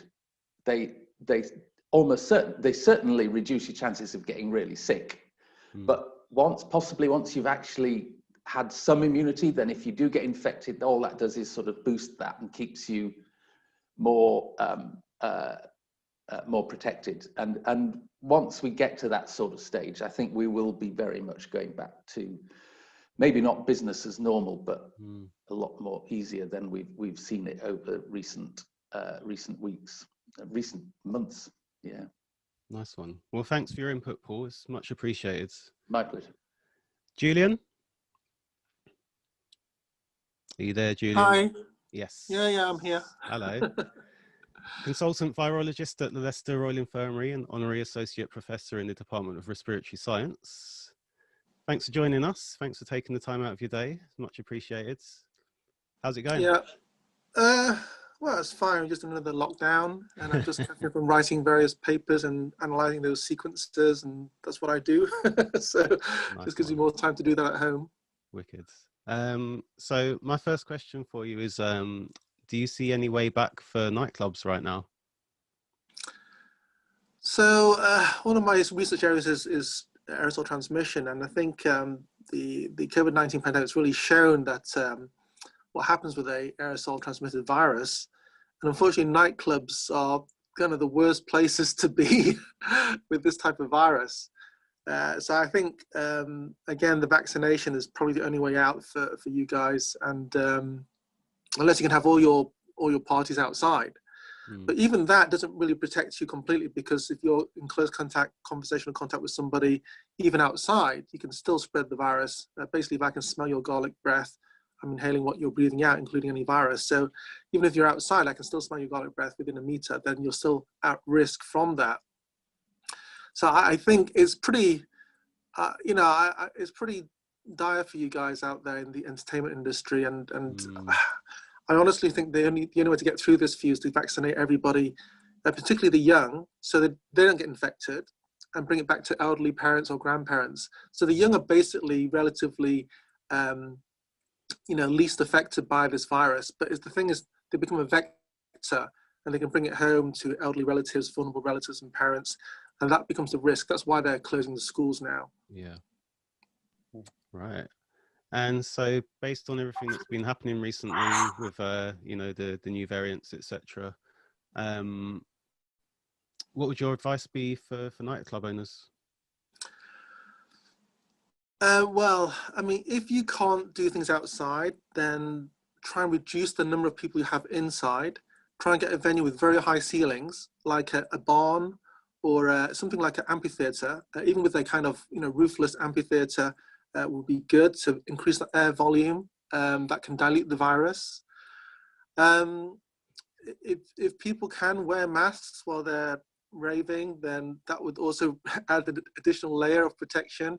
And there's some really cool masks out there. I had a look last time we talked, and there's some very cool and trendy masks out there. But obviously, it's harder to breathe. You get sweaty, and sweat runs in your eyes. It's not great for a good night out. And that kind of personal contact distance, if you can reduce that, I know it's tricky, but if you can reduce it on the dance floor and on the side tables, that would be ideal as well.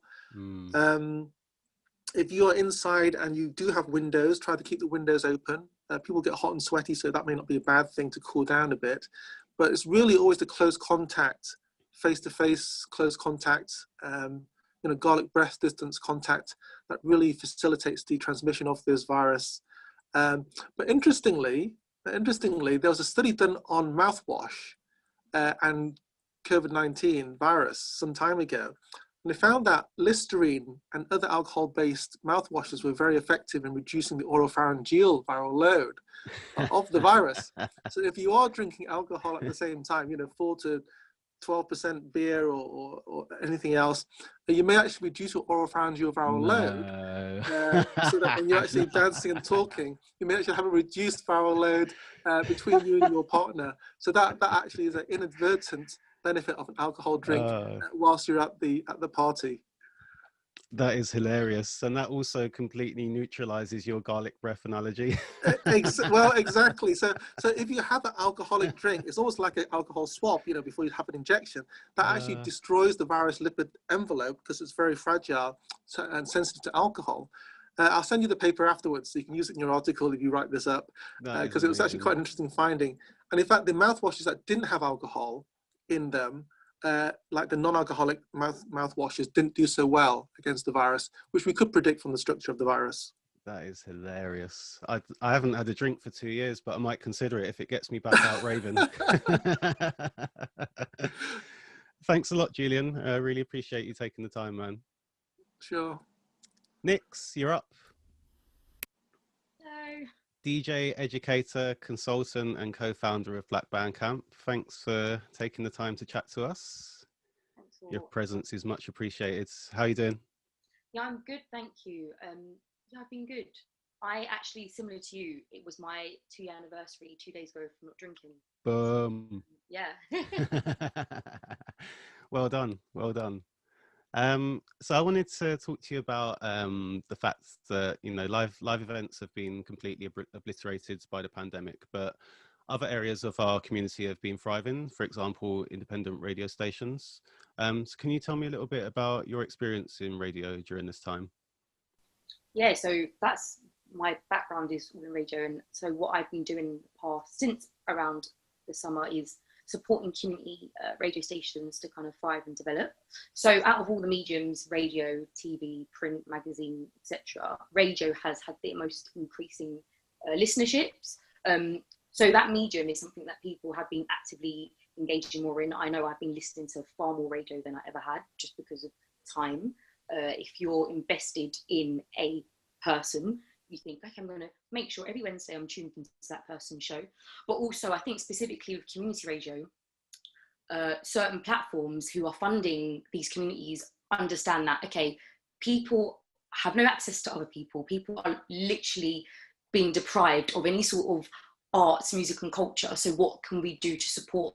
So I've been supporting certain funding bodies in going into certain boroughs, namely in South London, and essentially bringing, so one of the ones that I'm working with opened last September in Greenwich, and I've been supporting them in the community, and that's been really fun because I think particularly in the summer when we're like all at festivals and you're like every weekend packing a new suitcase to go from here to there to that this gig, you kind of forget about community and people around you.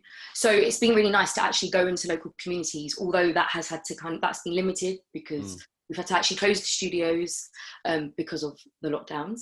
Yeah. But you can still do things digitally, and that's one of the beauties of radio. Like, you don't have to physically be there. You can record things from home as long as you've got access to like equipment and stuff.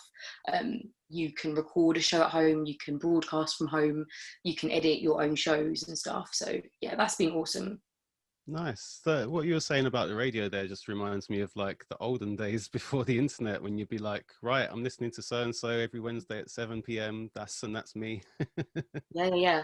And I think as well, looking specifically at independent radio, but like community as a whole, just general community, that is something that has been needed even more the past 9 months. That community feel, people belonging to a community, being part of the community, being able to access and reach out to that community, forming new communities. We've had loads of those over the past 9 months. So I think anything that's community driven in the past 9 months has been thriving. And I think also people who consume radio or any other medium, you're more likely to engage with something that is community driven. You know, people have lost their jobs, people have been made redundant, people have been on furlough, people have no money, people are having to, you know, apply for universal credit, things that no one ever thought they would ever have to do in their lives, particularly people like us who are self-employed and, you know, do freelance work. So anything that's community, I think, is very essential. And I hope that feeling, that very heightened feeling of community continues even once we return back to normal, when and if that is, whatever normal means.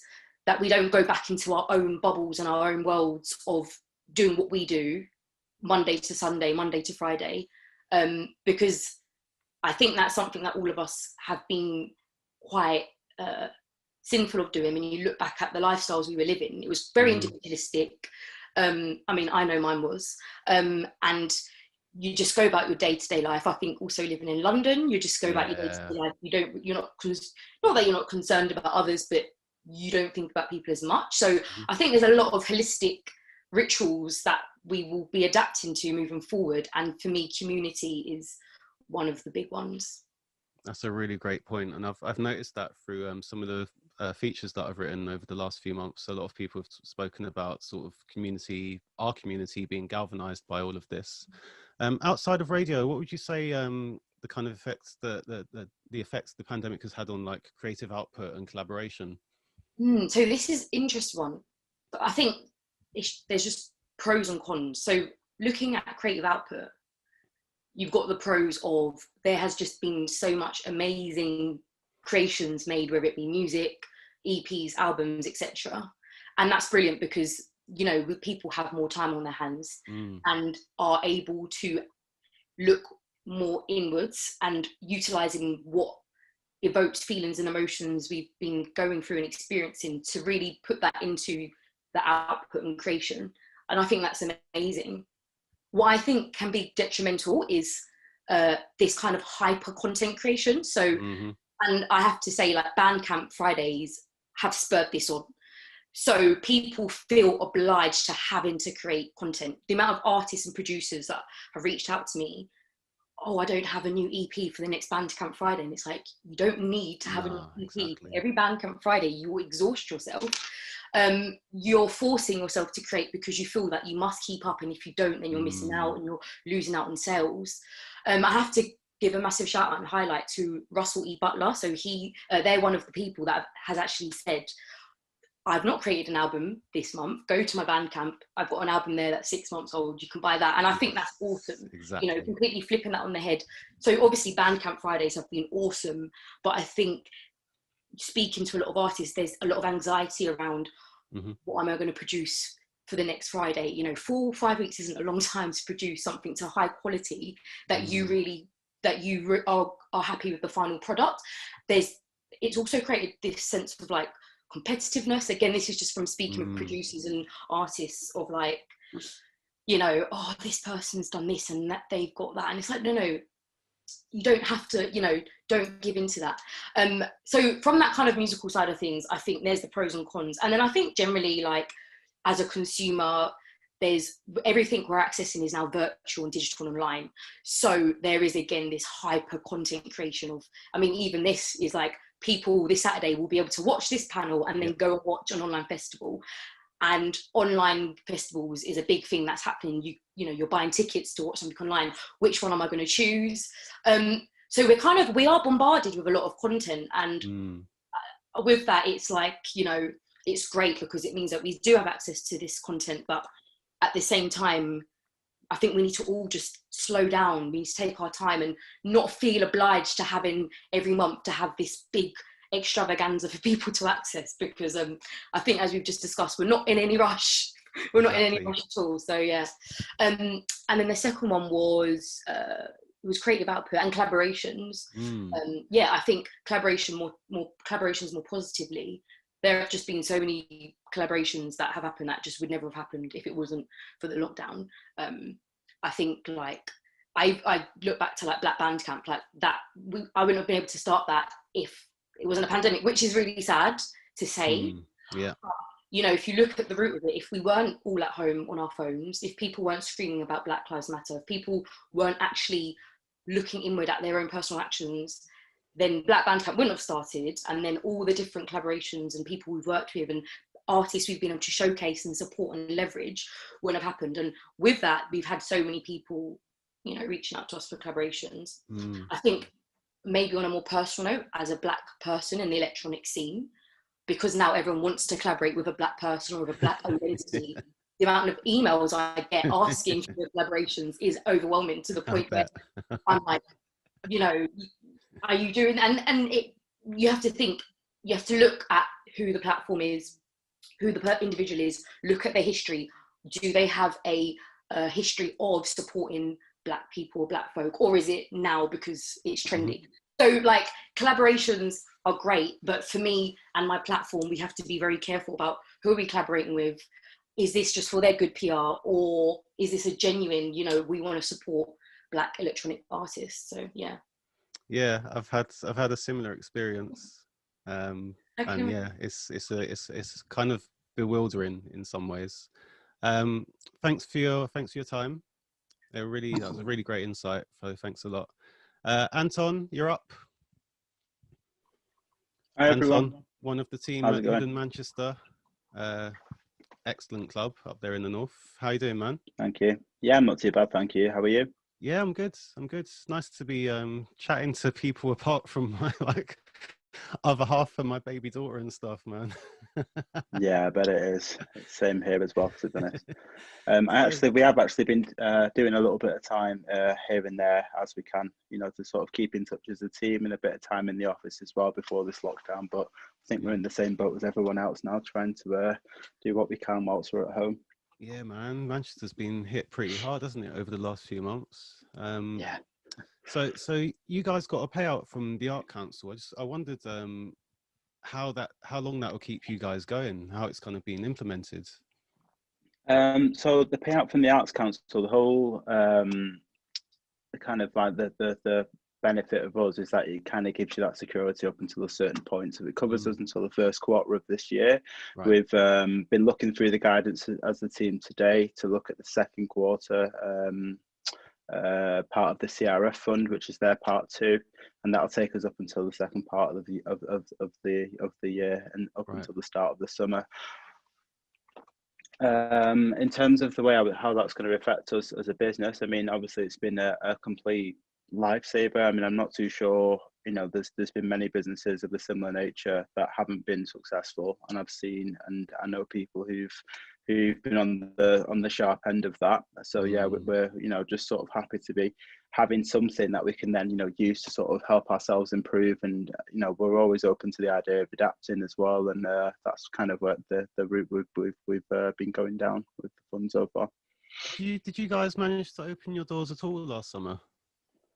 No, actually. So, I think someone mentioned this earlier in the conversation, but I mean, when the pandemic was kind of at its peak, obviously everything went into a lockdown in March. We were sort of struggling with the idea of trying to do something at that time that just involved people coming together. I mean, we were kind of split on it as an office. Obviously, we felt we could do it safely, but then it's just like the idea of, can you then guarantee as people leave the venue, they're not going to group further down the street? And I don't know if it's something that we just felt we weren't comfortable with at that time. So we kind of tried to hold back on that for as long as we possibly could, until it got to the point where it's like, if we don't do something soon, we are going to have to, look at probably, closure, or, looking at something more serious that we probably may not have been able to come back from.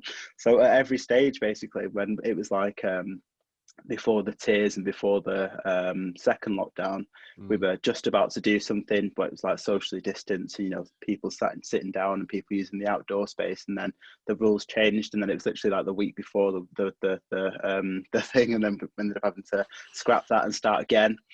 So we scrapped it and started again. We had something else which was basically, completely polished, ready to go, indoors, seated areas, groups of 6, all of this different, a different way of kind of presenting the idea.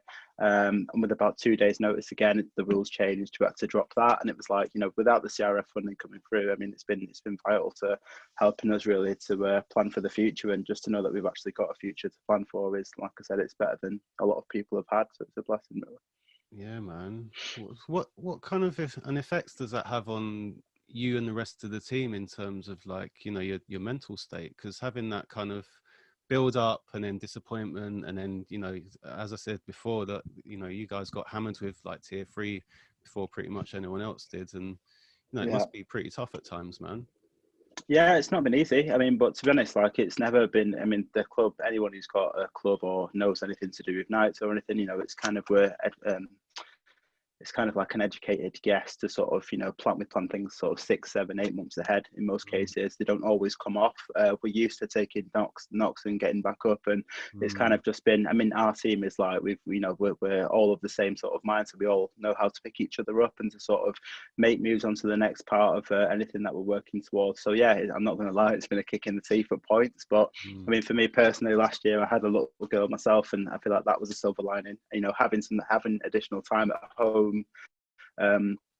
throughout the lockdown, and having furlough come into the office, and just we got so many things that so many people didn't, and that's the kind of the way we're looking at it. So it could have been way worse, the fact that we've still got a business at this point, and we can still plan ahead, and it's a case of the events didn't go ahead that we would have liked to have gone ahead at this point, but we've still got them up in the air to be able to reschedule them until later on in the year, whenever that may be. Like I said, it's a lot better than what others have got, so at the minute, it's looking good. Well, congratulations to you, man. Yeah, thank you. Congratulations. beyond the grant, what else have you guys been working on to ensure that you guys managed to survive? Have you had any other sort of, you know, plans or anything that you've been trying to implement to sort of keep yourselves afloat, or has the grant been enough for now? No, so a big part of the grant was basically we want to try and make ourselves sustainable. Obviously, as anyone who knows who's you know, the difference of promoting a venue is you've still got those overheads and costs which are ticking over month on month, and we've actually got studios there. So in the separate part of the warehouse now, we've actually got some studios, and we've been sort of building them as we've gone along, and we've been sort of generating interest in them, helping to promote them and trying to get people involved to help us really sort of focus on the creative art side of stuff. Like from day one, that's always been a sort of a dream of ours, is to not just be a nightclub. You know, Hidden it's a huge building. It's got 5 stories. We've got a courtyard outside. We've got another courtyard around the corner. We've got, you know, quite a lot to offer really in terms of what we can be. And I feel like the vision was always to try and expand on the creative and especially the art side on top of the music, which I feel like we have been able to do. Like I said, the real positive for us out of this experience is that we've been able to focus on things that we wouldn't be, you know, maybe wouldn't have had the time to have done beforehand. So I mean, we've started a radio station, which was like initially a 7-week pilot just before December last year, and then we're almost at the stage now where we're ready to release the information for this coming year, which has been great so far to have that. And we started doing merchandise with a collaboration with one of our close friends and artists, Craig Riddams, and you know, they're 2 things which we've always kind of spoken of and never actually had the opportunity to be able to push out there until now. So yeah, it's been good. Good for you, man, and good luck for the year, and thanks for joining us, and Thank you. Thanks for being so patient as well, man. Yeah, no problem, it's all good. Last but not least, Nick Stevenson, Managing Marcus, Director at Mixmag. What's going on, man? I'm good, mate. You? Yeah, I'm all right. As I said, it's nice to be chatting to other human beings, man. It's been a really interesting panel as well. The new Andrew Marr of dance music, Marcus. Although you don't interrupt enough. Not in the looks department, but yeah, thanks for joining me, man. How you doing? Yeah, not too bad. Good. We've just had as with everyone, a very difficult but busy year in a way at Mixmag. So yeah, there's been a lot of changes in how we do things, but yeah, I suppose it's just been adapting like everyone else has to find a way to draw the strength of what your brand can do, or what your company can do to help in these situations, which is what's been probably the biggest thing that we've noticed really, is just that growth in kindness and altruism really across dance music, that real sense of wanting to help each other out and put other people before themselves, whether that's in business itself or when it comes to the amount of charity work that's happening as well. Yeah. So what are some of the most inspiring stories that you've heard?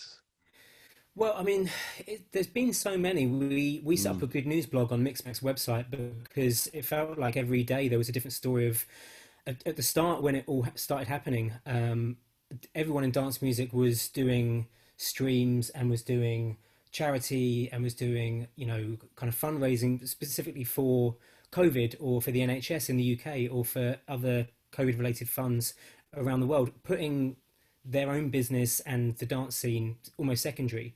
And then as we came on through the lockdown, it went on longer than I thought any of us thought it was going to be. We suddenly realized actually we do also need to look after ourselves a little bit as well. But in the same way, it was about saving jobs and saving companies and saving clubs and making sure that the people that were going to the clubs, the money they're saving by not going to clubs and not spending money at bars, could be put towards making sure those jobs still exist when we all get out of this. So that's been really good to see. But I mean, there's been so many inspiring stories on our Good News blog. I mean, just a few cases. There was like, I know the guys in Liverpool Circus and Chibuku, they were like, they were 3D printing like 5,000 masks a day. Obviously the rise of Bandcamp, it's great to hear from Nick's about that as well, because that's been really great to see how people can really get behind artists in that way as well. But and of course, during this whole period as well, it hasn't just been COVID. There's been what's happened in Beirut. There's been all sorts of things happening in terms of the knock-on effects. So things like suicide prevention, the charities that are involved in everything around COVID, not just the virus itself. Even like things like, there's a huge earthquake in Croatia that went almost unnoticed for most of the world because everyone was too busy talking about their own lockdowns. So there's been so many different cases of people pulling together and drawing attention to these altruistic causes and, building this philanthropy within dance music. It's been really inspiring to see. And as I was saying with Nick just now, this whole situation's kind of galvanized our community. How do you feel our scene will look once this is all over? Well, the once it's all over is quite key here, isn't it? Because when you count when it's all over, it's been really great hearing that, maybe, festivals will start happening again and maybe we can start going to clubs, and as long as we drink enough Listerine, it's going to be fine. But I think, not to make light of it, the optimism behind it all is, when we are allowed back into clubs again, I think there's going to be such a surge of positivity, which everyone is looking forward to. I don't think it's held anyone back. I don't think this is going to stop, 18 to 25-year-olds from going out and being, oh, what if I catch something? I think they're really raring to go and everyone's really excited about the release. And it's not just about the kind of going out to clubs and festivals again as well. It's about the new music and the new artists and the new DJs that we're going to be listening to as well. I mean, I spoke to Pioneer today and they've told me that they've sold more kit in April and May than they did the Christmas before. So there's this whole new raft of DJs and producers and artists that have been fine-tuning their music and their skills that didn't exist a year ago. So there's a lot of new talent to discover as well, which is really great. Yeah, that's not a surprise actually. I think I've spoke to some guys at Native Instruments over the summer last year, and they were like, sales are just going through the roof at the moment for all of our equipment. It's not a surprise, is it? Like, people just want to invest in something, and as we've kind of discussed with other people, a lot of people. Yeah, and dance music's a fun hobby to have at home as well. I mean, do you really want to learn a second language when you could learn how to put reverb on a bass line? Exactly. Thanks a lot, Nick. It's a pleasure chatting to you, and I hope we get to see each other in real life at some point. Actually, that goes for everyone on the panel. And that's the end of the panel now. And thanks to everyone who joined me and everyone at the end who was patient enough to stick around. And thanks for all making it so easy for me, because I was crapping my pants before I got onto this panel. I got no idea why. I can't explain why, but I was feeling a bit nervous about it. But everyone made it very easy for me. So thanks very much. And thanks for everyone who's been watching too. And can we thank you, Marcus, as well? Mwah.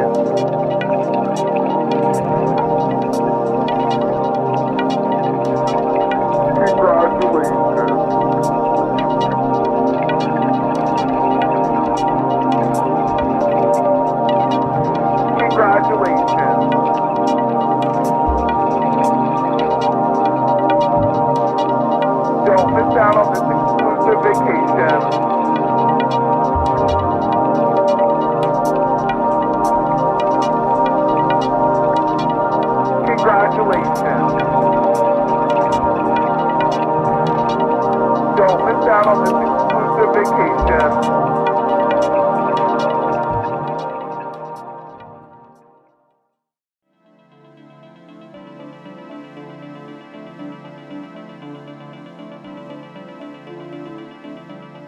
The techno parties did not stop. They started 11 o'clock till in the morning 6, 7, 8, 10 o'clock, 12 o'clock. Sometimes there were parties like 36 hours. People want to escape from the real world, from the reality. It's like a therapy. They want to enter this door and want to find a world they really like. They wanted to feel protected from profession, from this pressure. They can't stand this pressure, so they get lost. If you can make it to be in this kind of parties, then you discover something special.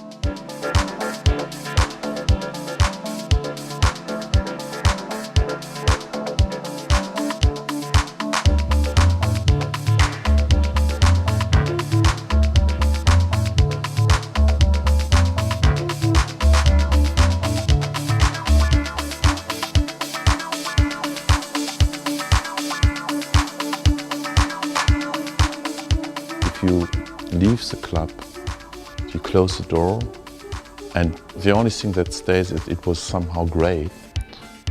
You do not remember any melody line or song. It was just a great feeling, and you enter the reality again.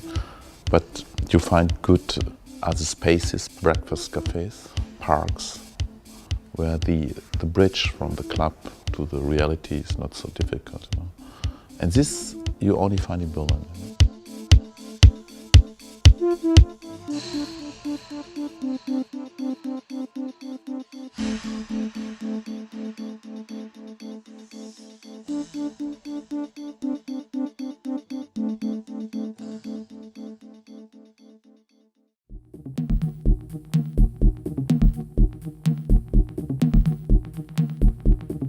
Changes always happened in Berlin's history, especially after the Second World War. There was this law that you don't have to go to this military service when you're living in West Berlin. So if you were clever, then you finished school in West Germany and just left your hometown and went to West Berlin. So Berlin became in the 80s and very, very political and very alternative. We had the extremely strong gay scene and a very creative underground scene here that was not based on people that was born in Berlin. It was a kind of artistic freedom situation in Berlin. Everything was possible. And when the wall came down, the atmosphere was burning.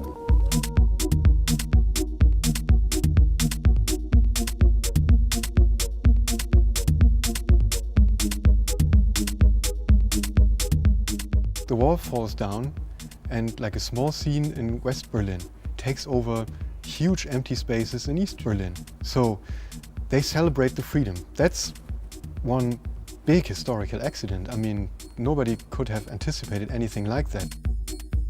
The wall coming down, East Berlin being totally unexplored, people going into houses, making warehouse parties, lower living costs. Only in this environment you can actually have a club culture and a music culture like this growing. This is basically what made it all possible. In the first 3 years there were no control by authorities, so we could do what we wanted to do.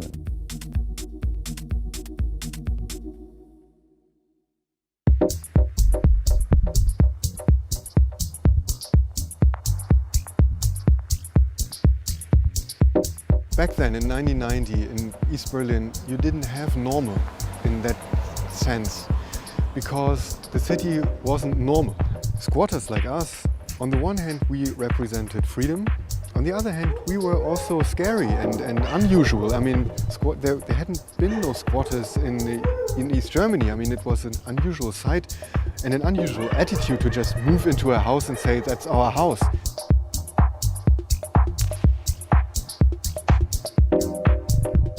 In our squad we could do what we wanted to because the police didn't give a shit or didn't know a shit.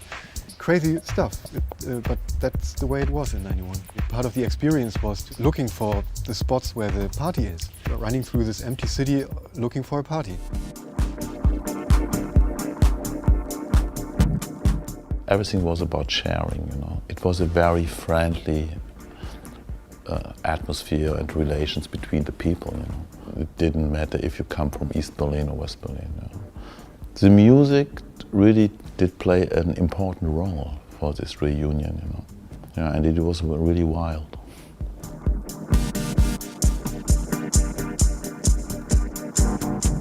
Reason why I came here and the whole feeling the city had, it was inspiring, like this dark attitude, the dirt, the grey buildings, that was definitely inspiring, and it made me what I am today. The real heyday of squatting, the real summer of squatting, ended in November 1990, when the city started to kick out people. But the attitude of squatting remained. I mean, the whole history of techno in Berlin in the 90s is unthinkable without this attitude that people learned in the summer of 1990. You can take houses and do with them what you want to. That's where the Tresor people got their ideas and energy from, that they had this huge, amazing space they just found.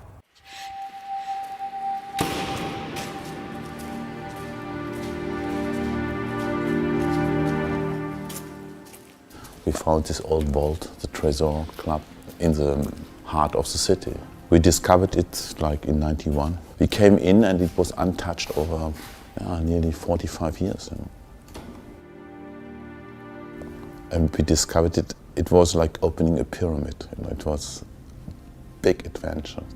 And I felt it immediately. It was dedicated for something special. We could transform this space and it became a symbol, you know, for the reunion of kids from East and West Berlin, you know. It was a perfect space for this new adventure, you know, called techno.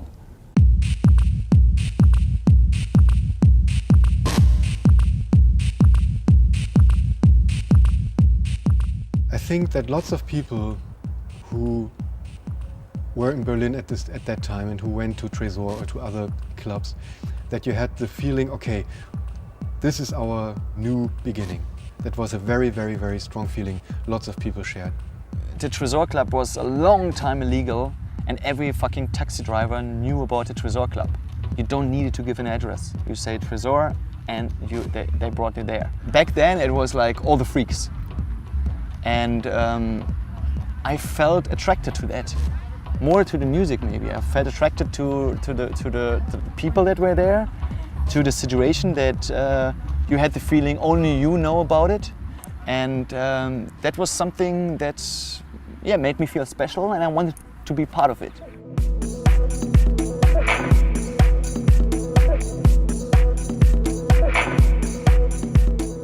I think the idea of escaping from where you have been, getting rid of the old heavy feelings, is, that was like the mood a lot of people had. You could go out every night. It was just parties on Monday, Tuesday, Wednesday, Thursday, open end. That was a really nice time. You have like girls, guys, gays, all dancing together. No matter like sexual orientation or anything, they're just like enjoying the music, and that's the whole point.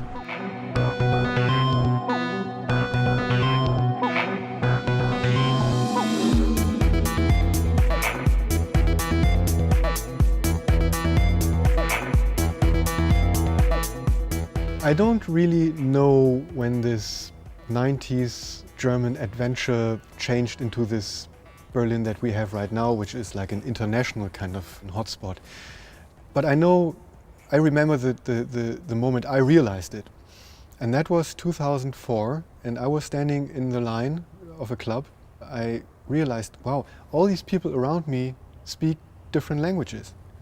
Nobody speaks German. In the early days, I think we had only 20% tourists, and the rest came from Germany, or mainly from Berlin.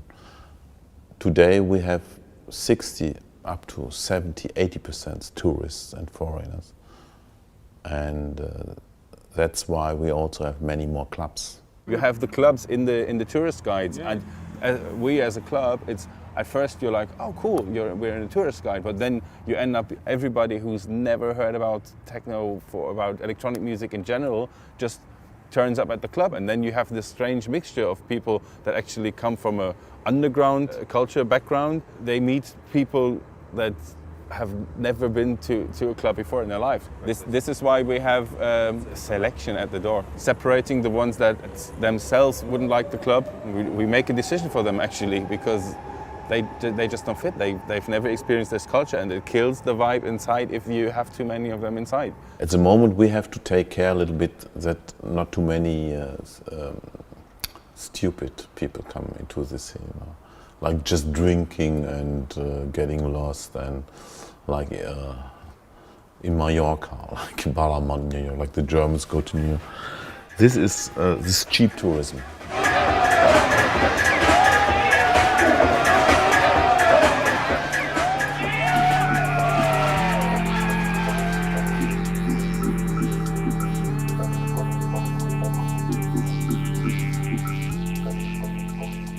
Today I think the club scene is more like an industry, you know? It works like an industry. It became a business. Techno became a business in Berlin. Absolutely. We are part of this whole creative industry. In Berlin it got more professional, yeah, of course. People like starting labels, starting businesses, whatever, merchandise and everything, and it got more serious. I basically think that everyone that was doing illegal things, he don't want to hide anymore, he don't want to run anymore. He wanted to have the great sound system that you don't need to build up and build down after the party. Once you do something crazy, at a certain point you want to establish it and make it legal and make a living out of it. I think it's getting more and more international, which is really good for the club industry in a way. Of course, the real Berliners who are really proud to be Berliners try to hide more and more the big marketplaces. Yeah? You see a trend in Berlin that is going more and more to pop-up venues just for a couple of weeks, or also this outdoor events.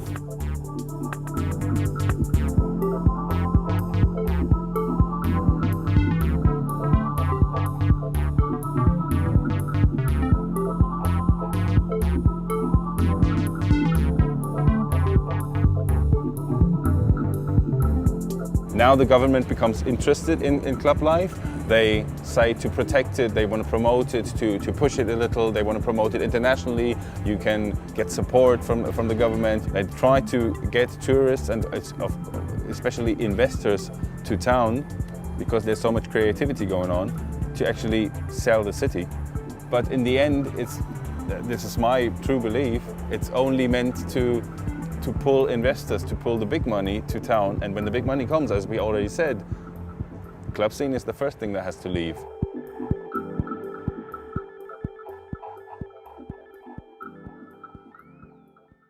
But still, you find new spots every week here. Berlin still offers many secret spaces, you know? And young kids find them, discover them, and start a new thing. The gaps where the wall was are still not filled, and there's still areas that are to be discovered. And these areas are not in the suburbs, these areas are still in the center. So this is the club, Renato. You know, we have very many different rooms in this building, which is just a normal residential building. And yeah, as you can see, it's almost untouched. As we got this, you know, we started looking around in the house. We found this first floor and was like, wow, this was the most exciting place we saw. Now let's do something here. And we started to do some parties, and we had fun. And what somehow it's the charm of Renato is that it has so many small rooms, so you can get really lost inside of the building. On a big party we have like 4 floors, they all are totally equal. So you can change the room like every 2 or 3 hours, and that's why the party doesn't get boring here. It's the whole atmosphere, like to hang out, to hide away sometimes, you know, like that's the special thing about Renato.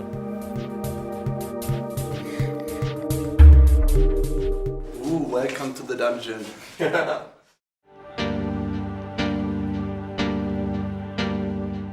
I think like the history of Berlin in the last 20 years is like a novel. I mean, you have a great entry, you know, it's like an emptiness, it's an adventure, and then it gets more mature in a way. It gets more complicated, it gets more complex, and it gets more successful, and it gets more colorful.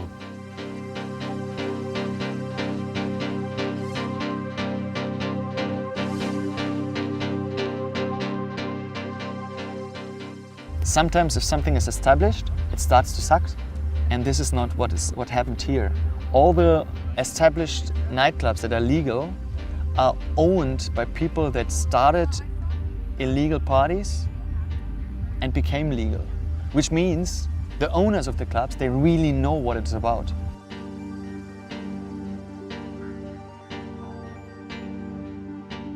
This scene is so much bigger than people out there can imagine, you know. They're thinking we're opening this door at 11 in the evening and doing a strange party, and the next day it's all over. It's a little culture and a little economy.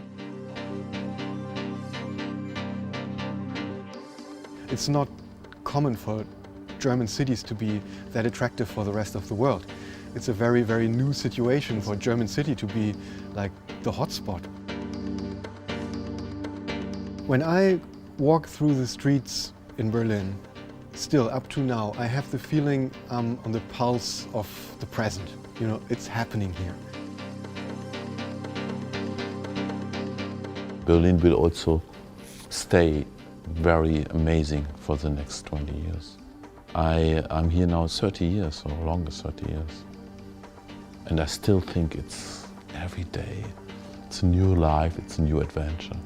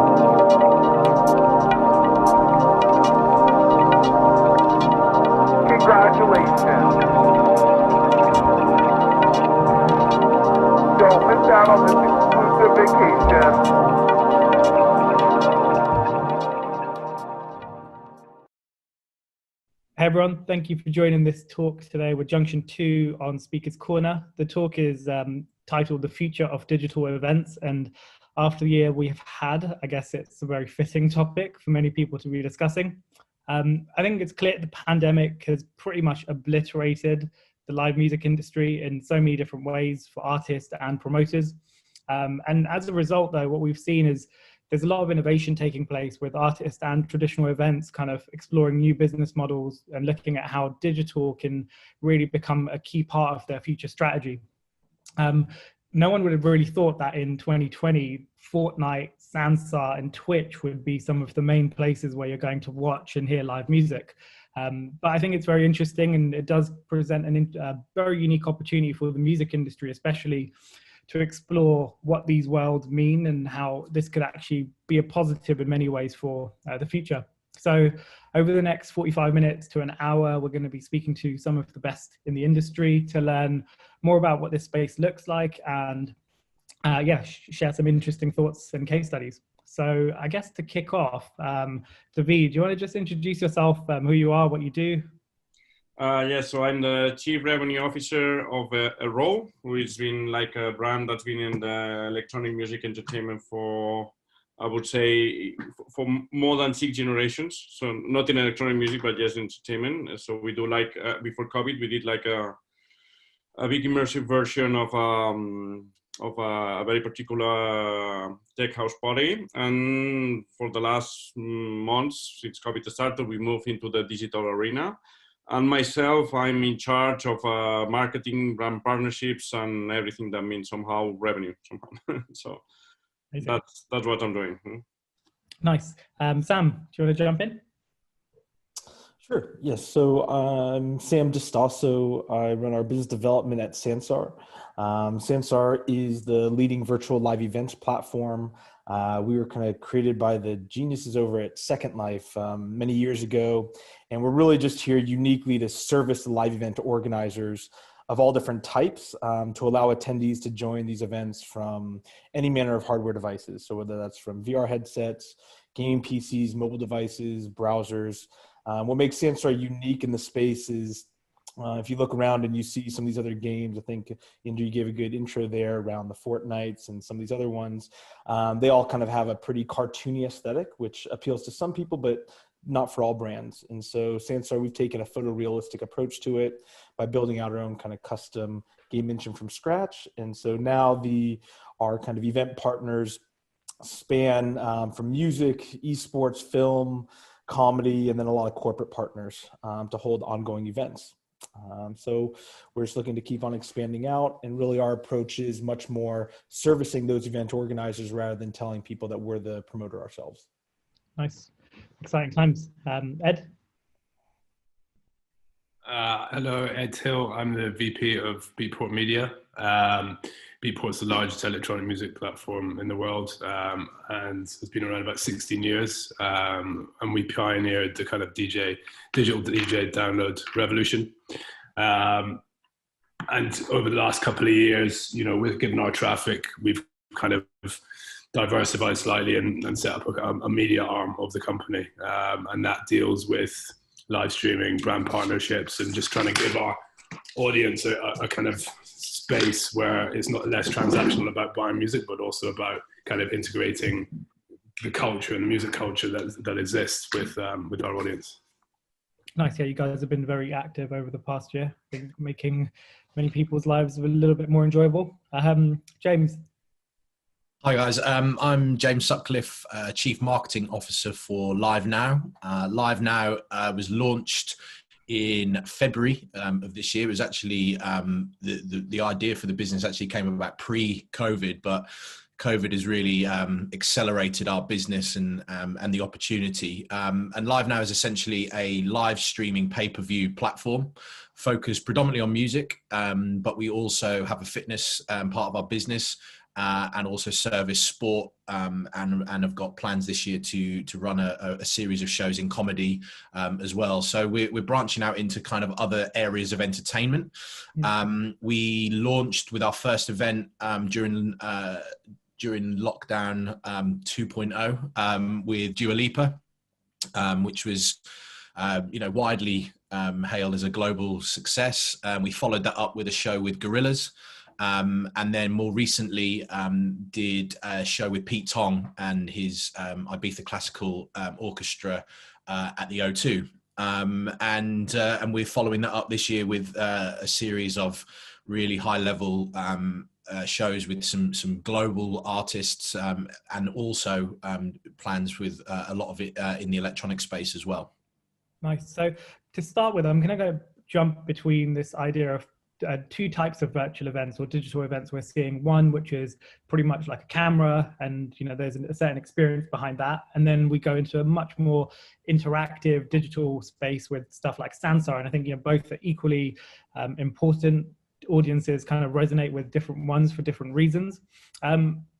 David, I just want to quickly start with Elro, because I guess one of the interesting things is you've done both now. You've tried the virtual space with Sansar, and you've also tried the more traditional approach with a camera. Elro is one of these brands where it's incredibly unique in many different ways. What were some of the learnings and experiences you had from running one version, which was traditional video, and then the other being more interactive? Like, what were some of the findings you had, and how did your audience receive it? So we got the chance that we did a lot of shows during the pandemic. So we did a lot of learning. So we started from the very beginning with this very basic session from home with DJ big names, and just from the first one that we did, we already felt that something that we need is the same thing that you need in the real world. You need more interaction. People, electronic music is not something that you watch like you watch a football match, that you just sit down and relax and look at it. You need a lot of interaction. So even with the regular stream and camera, the first success of things that we did, actually, it was a collaboration with Beatport in the technology behind it. We evolved to another product that we call a Row Show, and the big difference is that people can connect from home, and we put them live and they can interact. So we can propose games. It depends, as we have different themes, but we put games on the script. We put even contests that you can do live, and people could interact the same way they interact in the real shows that we do. Actually, we use the same team that is creating the games on the real world to create those games, and with a very simple I would say technology interaction. So people were connecting through a Zoom room directly to the stream. They could have their 2 minutes of I would say of fame, as we got a big audience. So if you were having the best let's say the best outfit, or you were having the best dance move, you could be on the screen. So that was like a first step. Then we moved to VR. But one thing that we saw is, if you play with electronic music, people want to have an interactive kind of experience. It cannot be just watching. It's not enough for our kind of music or for our kind of industry. And there's a lot to do. I think that we just started in 2020. Not only us, a lot of brands, and I think there's still a lot to explore ahead, but everything that we're going to explore is going to be on the way in the interaction.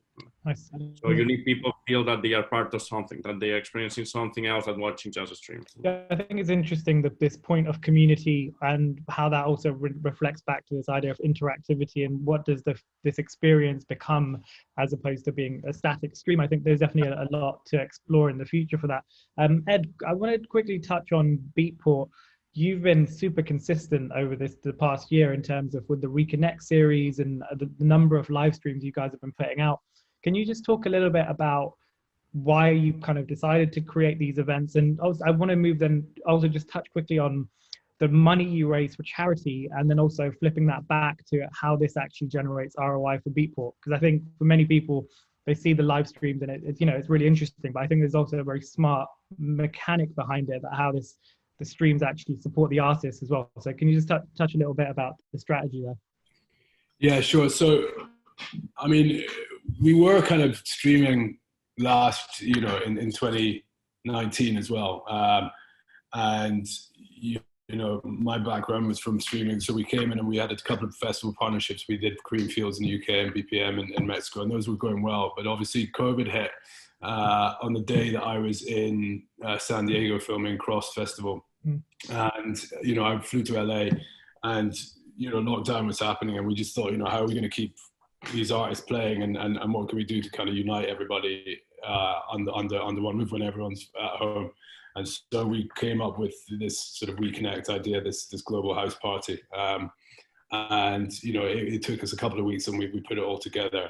It was 36 artists from around the world, all live, one after the other. So it was a huge undertaking, but the response we had was phenomenal. We did it to raise money for COVID. It was actually the hardship fund for the AFEM had set up, so people that were out of work in the music industry, especially, that we raised money for. And we raised, I think the first time we raised $180,000 for that one. And since then we've continuously done these Reconnect events, mainly to keep artists busy, but always for causes. So we did another one for Reconnect. We did 2 for Beirut. We did one for a music school in South Africa. And we did, the most recent one we did was to generate awareness and some money for mental health, because obviously, mental health is a big issue at the moment, in particular with the lockdown. So, over the past kind of 9 months to a year, we've really elevated. We've worked a lot with Twitch to kind of build this kind of this weekly content strategy with these tentpole events interspersed. And we work with a lot of festivals like LWE and Creamfields. And the strategy it wasn't really ROI in terms of monetary value, but it's been a big brand building exercise for us. And also, it's given out, we're in a unique position where we work with labels and artists and we sell their music and things. So it's like, how can we, support them in this time and keep them interacting with their fans and keep them relevant. And this is a big part of what we were doing.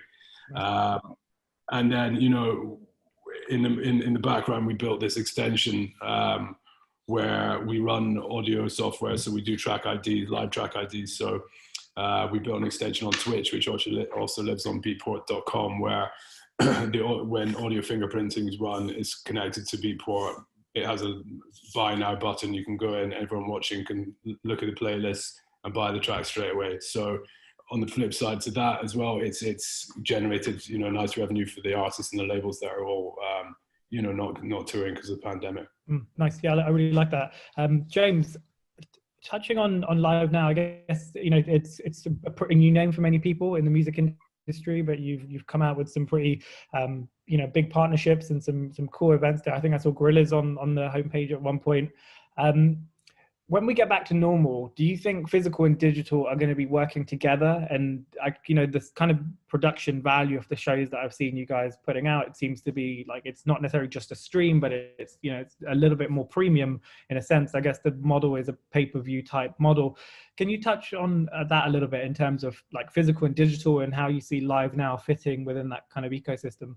Yeah, sure. I mean, we none of us have a crystal ball, of course, but the plan for Live Now was, it was set up pre-pandemic, and it was always the aim of the business, and the kind of the model was to supplement and layer over and support real world events. I think where we're going to get to after the pandemic, and certainly for a long period after, a year and a half, 2 years, who knows, but I think the way that artists in particular are going to will tour will change. Some of the conversations we've had with the likes of Live Nation, etc. I think the days of the 75-date world tour, from a sustainability point of view as well, just isn't going to be or get back to that level, anytime soon. And so we, are looking to fill that void where, an artist will still tour and they'll still play big shows, but where they did 75 dates, they might do 40. And, the extra revenue, that kind of would have come from those other shows that they're not doing will hopefully come from, a platform like ours where, we're able to kind of reach a global digital audience. And I think as well, if you look at the example of boxing, the pay-per-view model in boxing is probably the leader in terms of that. The way that 80,000 people will go to watch a fight at Wembley, and they'll sell 10 million pay-per-views around the world. And what we're trying to achieve, and the way that we shoot our content, and this is the kind of the evolution of what we do as we learn and go, is creating a moment in time that people want to watch, because it's like in sport, you have that moment. Once that moment's gone, it's gone. That's why people will pay pay-per-view to watch a boxing match, for example, or UFC, because it's happening there and then, and it won't happen again. So the way that we're creating our content isn't just sticking a camera at the back of the venue and filming the performance head on. We're creating a almost kind of, it bridges that gap between high-end music video, musical theatre, and live performance. And in the Dua Lipa stream, for example, we had a huge section before the stream even started, which is a whole load of behind the scenes. So it was interviews, but it was also up close and personal footage of the rehearsals, following Dua, in the lead up to the show and in the week before even, which was kind of, giving fans a real insight and a access that they wouldn't normally get. Then after the show, we had, for the VIP tickets, we had an after party. The Blessed Madonna DJ'd, Kylie was involved, Dua was there, they were all dancing. And we've got a function on our platform called Watch Together, which is a function that we're really going to be ramping up a lot more over the coming months, where you were able to apply for the artist to join your group. So it's effectively like a Zoom call like this. You've got all of your friends on the screen, and you're able to kind of watch the event together. And it's those kind of experiences that I think will allow the real world events to continue, and they will happen, but that will allow a digital audience to still engage with the event in a unique way, and add value, because that's the ultimate thing. It's, how do you replicate the feeling or the experience of being there? You can't do that like for like, but you can add other experiences to it, so that people still get something out of it. And I think the final point is really like Glastonbury, for example, 250,000 people go to that field to go to Glastonbury. But you've got millions who will still watch it at home on the red button. And I think I saw the figure that during the lockdown, when Glastonbury did put out their digital content, it's 22 million people watched that content. And of course, it was largely because people couldn't go there, but that it shows that there's a large appetite for people wanting to watch and consume this content in a different way to possibly that it's ever been presented before. Yeah, I completely agree. I think the format approach is very interesting, because it's not just the content per se, like, with the pre-content behind it, the more insightful documentary style narrative. I think that's super interesting. And I think what's clear is, you look at Netflix, for example, and the amount of music content they're putting out and the success of it. I think that, it's clear that there is a space for this. It's, definitely fits.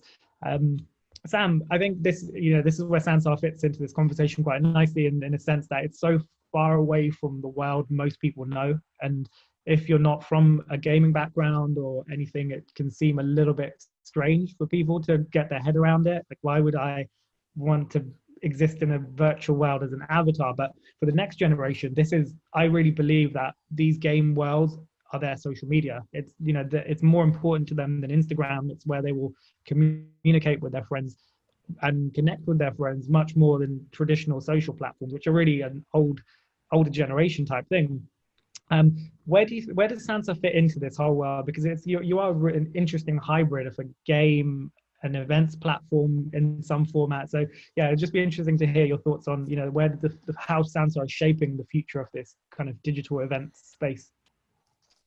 Yeah, you're right. It's a new space, and there's kind of a lot of moving pieces there, a lot of new parts to it. I think what we found is, if you look at it kind of on a spectrum, right? So if you think about, to your point, kind of, Inder, if you say, hey, you have traditional kind of social media and kind of where that's at, and then if you look at Sansar, sort of on the opposite side of this, where your avatars, it's fully immersive. It might be you're in these photorealistic environments, kind of like what we did with El Ro, but then you're interacting with other people. It's, you've taken the red pill, and then maybe you took another red pill. That's kind of like the full experience that you get there. So our main goal is, we already have the whole metaverse piece. That's all kind of done. Like, our metaverse is built out and continues to kind of be built on top of itself.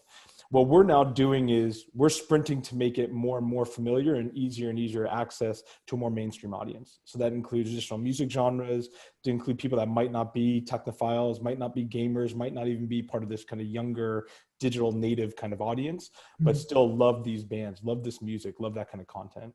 And how can they kind of come and join in? So that's where what we really focus on is we take this, that service provider oriented approach of, we don't know exactly what kind of experiences every fan is going to want for every type of artist. So instead, we're not going to pretend to be the experts there. We want to work with the partners who do know it really well. So that's the LWEs of the world. That's the El Rose of the world. That's even, the Beatports. And, when we worked together over the summer, it was very much Beatport guiding where should those cameras be placed? How should that look? And so our goal really is to not say that we're going to be the ones telling all these people in the middle, kind of that middle of the adoption hump, how they should, what this content should look like, but instead saying, okay, well, we already have that really far into the spectrum, the metaverse and all that kind of built out. Let's now make it much more accessible for this whole middle group.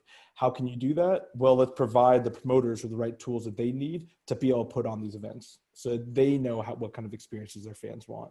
And so that way, if you might want to come in, just have more of a passive viewing experience, as you kind of get more and more understanding of this whole space, you can now join from a web browser, you can then join from a mobile app, you can then join on a gaming PC. And if you really want that full-on experience, join the VR headset and you just become your character.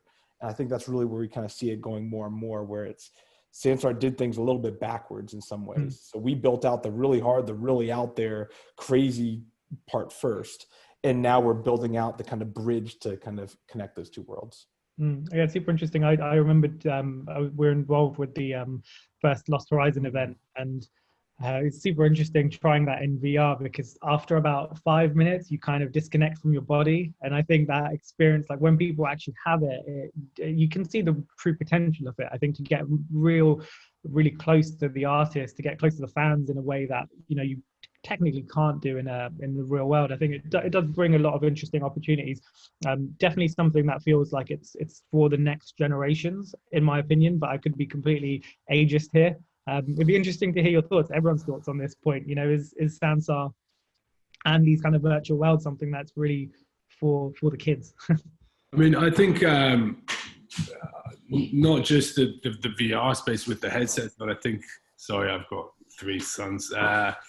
Even just the stream that we were putting out on Twitch of Lost Horizons, for example, just seeing the avatars dancing and the crazy stuff that they're doing. And that was really refreshing to, I've been streaming for like 10, 11 years. And I was just watching going, this is amazing to watch. It's hilarious. It's really cool. It's like, it's super engaging. And actually, after we did the Lost Horizons, it's one of the most kind of requested bits of content that we have from our chat room. How are we going to watch more of this? And so it's something that we certainly wanted to lean into as well. And I think for the younger generation, for sure, it's something that's going to be a way of life. But actually, for people that are at home watching this kind of content, it still works. Yeah, and I was going to sort of say that, to add to that, I think this is for the younger generation who will be kind of experiencing this stuff at firsthand, and that's kind of all they know from a starting point. Just talking from personal experience, my daughter's 10, and she was playing Roblox or plays Roblox like religiously, and I started playing that with her, just to appease her and just to kind of get involved and see what she's up to and whatnot. And I kind of was like, well, it felt a bit childish and whatnot, but then it's actually a really great entry point for adults and older generations to actually connect and families to connect through these worlds as well. And when it was Lil Nas X did his concert on Roblox, I'd seen the Fortnite one, and obviously Fortnite I got more because it kind of felt more like a game and it felt a little older. And when I saw Roblox doing it, I was like, I got a light bulb. I was like, yeah, this is not just a game. There's adults playing this. There's adults interacting with their kids on it, and they're going to music events together. And it's a crazy concept to think that there's probably, there's going to be a generation of kids who might not go to a physical concert for years. Like they might, that might be the way that they experience live music, is through these worlds. And I think the gateway is, bringing the parents in and older brothers and sisters. And I think there's definitely, it's not just going to be about the next generation and really young people, for example. That's super interesting. I love the point about the kind of parents connecting with their kids through it as well. It's something that you might not necessarily see as so obvious, but I remember just flicking through LinkedIn, a lot of parents were sharing this content around the Lil Nas X experience and saying how fun it was basically to kind of connect with their kids through that format. What I think is also super interesting about these digital worlds, and we can touch on this and move into the next topic around monetization, is in the right context, these digital worlds can become a huge revenue stream for artists and for the music industry. On the one hand, we have ticket sales, but things like virtual merchandise and actually coming in and buying an outfit and dressing your avatar is, I believe, it's projected to be worth 50 billion in 2022. The whole space of avatars and in-game skins. Fortnite generated 1.9 billion last year just from the sale of these kind of items. So it's super interesting. I'd just be good to hear everyone's thoughts quickly on this point on monetization. I guess not necessarily just within gaming, but within virtual worlds, and we can kind of silo into that topic. How do you see it? Do you think this is going to be an important revenue stream in the future? Is it kind of here to stay as part of the financial plan for an artist or an event? So I think, guys, that just to give my opinion, I think we have to learn a lot on gaming, because the gaming industry, they have built an empire the last 5-6 years with in-app purchases, right? So they let you in for free. Most of the games, like it doesn't matter, Fortnite, that they let you in for free, and then you pay for in-game experience. One of the big parts of the game is customization. So people pay a lot of money just to have a different character. And the other big universe, it's about having different features or weapons and things like that. But companies like Supercell or Epic Games, they make much more money than any other business model that you pay upfront. And in the event industry, I think that we have super nice or super interesting things like people here in the table, like you, James, that I think you are opening many things with Live Now in terms of monetization. You guys as well, some as we tried more in-game experience, but we have a lot to learn. But I'm certain that if we let people try and put their hands in the experience, I think that shouldn't be that difficult to build that step by step. And I would love to see the events and music industry to build something similar that gaming did the last 5 years, and would be based more in small purchases inside the experience itself. No matter if you pay a ticket up front, but for sure that there is a lot to do in that. Because gaming succeeded, and there is a lot of consumer psychology behind that, and I would love to build that. Let's see if it works, but that would be a great project. Interesting. Anyone else on monetization and where you see this going? Any opportunities, any amazing case studies that you would reference as being a good example of what we could look at? I guess one thing that's kind of worth it is, at least on these kind of digital spaces, and James, in your world also, I'm sure, it's part of the benefit and the downside. I think all of us are all here because we do enjoy the real life physical events as well, and hope that those kind of come back as soon as possible. In the digital space, you have no geographical constraints and you have no capacity constraints, right? So you can kind of obviously reach larger numbers, you can kind of be all around the world. But as far as the monetization, I think, we even saw it, we saw it candidly because of the Second Life experience. We saw it a couple of decades ago around how valuable skins were. So of the hundreds of millions of dollars the Second Life was kind of pumping out a year, it was 60% of that was all going on skins. So it's obviously, okay, that's that. Now what I think we're finding is, as this kind of becomes more and more gamified, there's just a lot more opportunities to then monetize, but in more natural and authentic ways. So you might have more brands that can kind of come in and authentically engage in some of these spaces that otherwise would have made sense. right? So it could be these fun kind of quest lines, or like we do with El Row, it's like a branded kind of a cornhole type of a thing, which may or may not always kind of feel exactly authentic when it's at a traditional event. In this space, if it's gamified, now these brands can actually bring the content. They can provide this kind of entertainment. And so it sort of opens up a whole new space there. So I think in-app purchases are going to be there. I'm sure different kind of bundles, legacy, like loyalty point systems and all those types of things are going to play a big role. I do still think that I hope there's still a big place for the promoter in this space, who knows how to promote these events, who knows how to put on a great show, and that they don't kind of fall by the wayside and have just the gaming companies kind of take over and say, hey, we know gamification techniques, so we can do our promote our own shows. I think there's a lot of kind of legacy knowledge that the promoters have around how to provide those experiences. Yeah, no, sorry to jump in. It's a very interesting point, I guess, because unless you're like an El Row that has the unique IP around your brand, some promoters maybe, other than accessing talent, might not be able to bring too much to the table in some cases. But I think it's an interesting point. There is also this, I guess, this natural case of evolution, and this is one of these things we're starting to see. I mean, as industries change, like the need for some people kind of diminishes slightly. So is there a role for a promoter in the digital space? I think there always will be, because they have audiences, they have relationships with artists, good promoters have built up history of delivering great experiences, and when they bring those experiences to a digital world, it makes perfect sense for their audience because they understand it. But yeah, very interesting point. I wanted to touch just quickly on this avatar piece, just to kind of wrap that up. One of my good friends, actually, I'll give him a shout out, Ryan Gill, who runs a company called Crucible.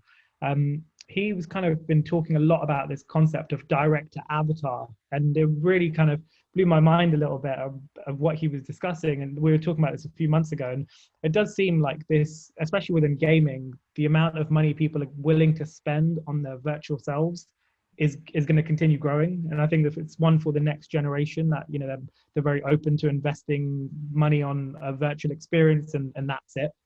And maybe the future generations will kind of manage their money in these two ways, where it's what you spend in the real world versus what you spend in the virtual world. And that's, it's something that I think the music industry should be thinking about, and digital events seems to be like a very natural place to, be aware of that concept. Yeah, if anyone's got any thoughts on that piece. Well, I mean, just from how much it cost me while my daughter watched Travis Scott, I think I can comment firsthand on how powerful that is. And from a child who'd probably not even heard a Travis Scott track before that, it was happening in Fortnite, and all of her friends were there, and it's peer pressure, and that whole it's no different to in the real world, going to events and having to, wear the particular brand of trainers, or, whatever it is.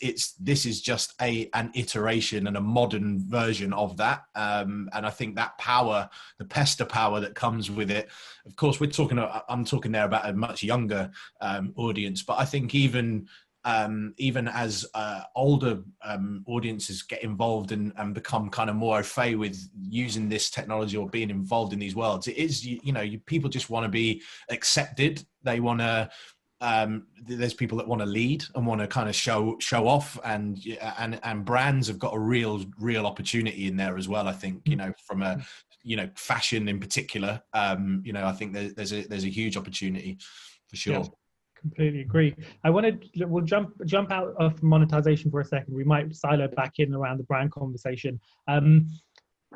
Talk about community for a second, and what does that mean with digital events? I think it's clearly, with many people talked about actually during lockdown, the first lockdown, about this kind of Zoom fatigue, and then there was also a fatigue around like live stream fatigue for many people, and it just became noise around the space that, you kind of, yeah, it's another live stream and not many people cared. But I don't think that's completely true. I think like there's always a moment in time for someone that wants to join on a live stream. But can we, like, anyone's thoughts on this, like examples and how you brought community together? I think, James, you touched on it with the kind of group watch function. Any other ideas around how you can really build a community using, like, through digital events? I mean, I'm happy to go on just to kind of elaborate a little bit more on the Watch Now function, and that is going to it's unique to our platform in terms of the stability. Other platforms do offer it, but we've kind of because our business is part of a group where we've also got a big sports platform as well, and it was kind of pioneered there about 10 years ago, maybe a bit less, but we brought it over, and it really allows us to allow large groups of people to share the moment together at the same time. But what we found is through a combination of that and the live chat, which is obviously moderated, but we found that people actually hung around after the gig, like after the Dewar show. We, you know, looking at the data and the users, there was people actually hanging around to chat and to share sort of stories, their favorite bits of the show.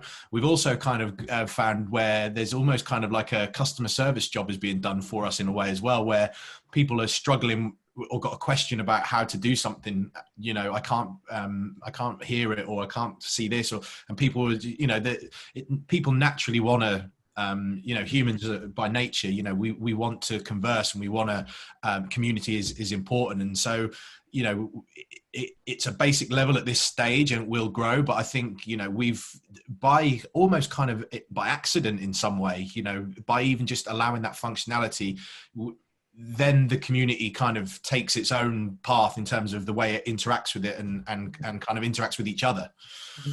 Yeah, we had, you know, previously when you're streaming on kind of Facebook Live and YouTube and things, the community element is virtually impossible to get, the way it's set up and the way people comment, and it's just so hard to get even any interaction, even between the owner of that page and the audience. And actually, you know, when we jumped to Twitch and started using Twitch more heavily, the community there is like a completely another level. You know, people are, because of the frequency we stream as well, but people are there, they know each other, they know where they work and how they're doing and their favorite music, and they're suggesting things. And, you know, like James said, we have kind of mods there who are now kind of our mods that kind of almost work for us, and they can, you know, ban people and tell people who's coming next and show people exactly what needs to be done and who's playing and stuff. And it's, you know, our community there is incredibly strong, the way that it's been kind of set up. And that's a huge thing that we haven't had before. And it's probably, you know, one of our favorite things about our streams now. Nice. Yeah. Sorry, go on, David.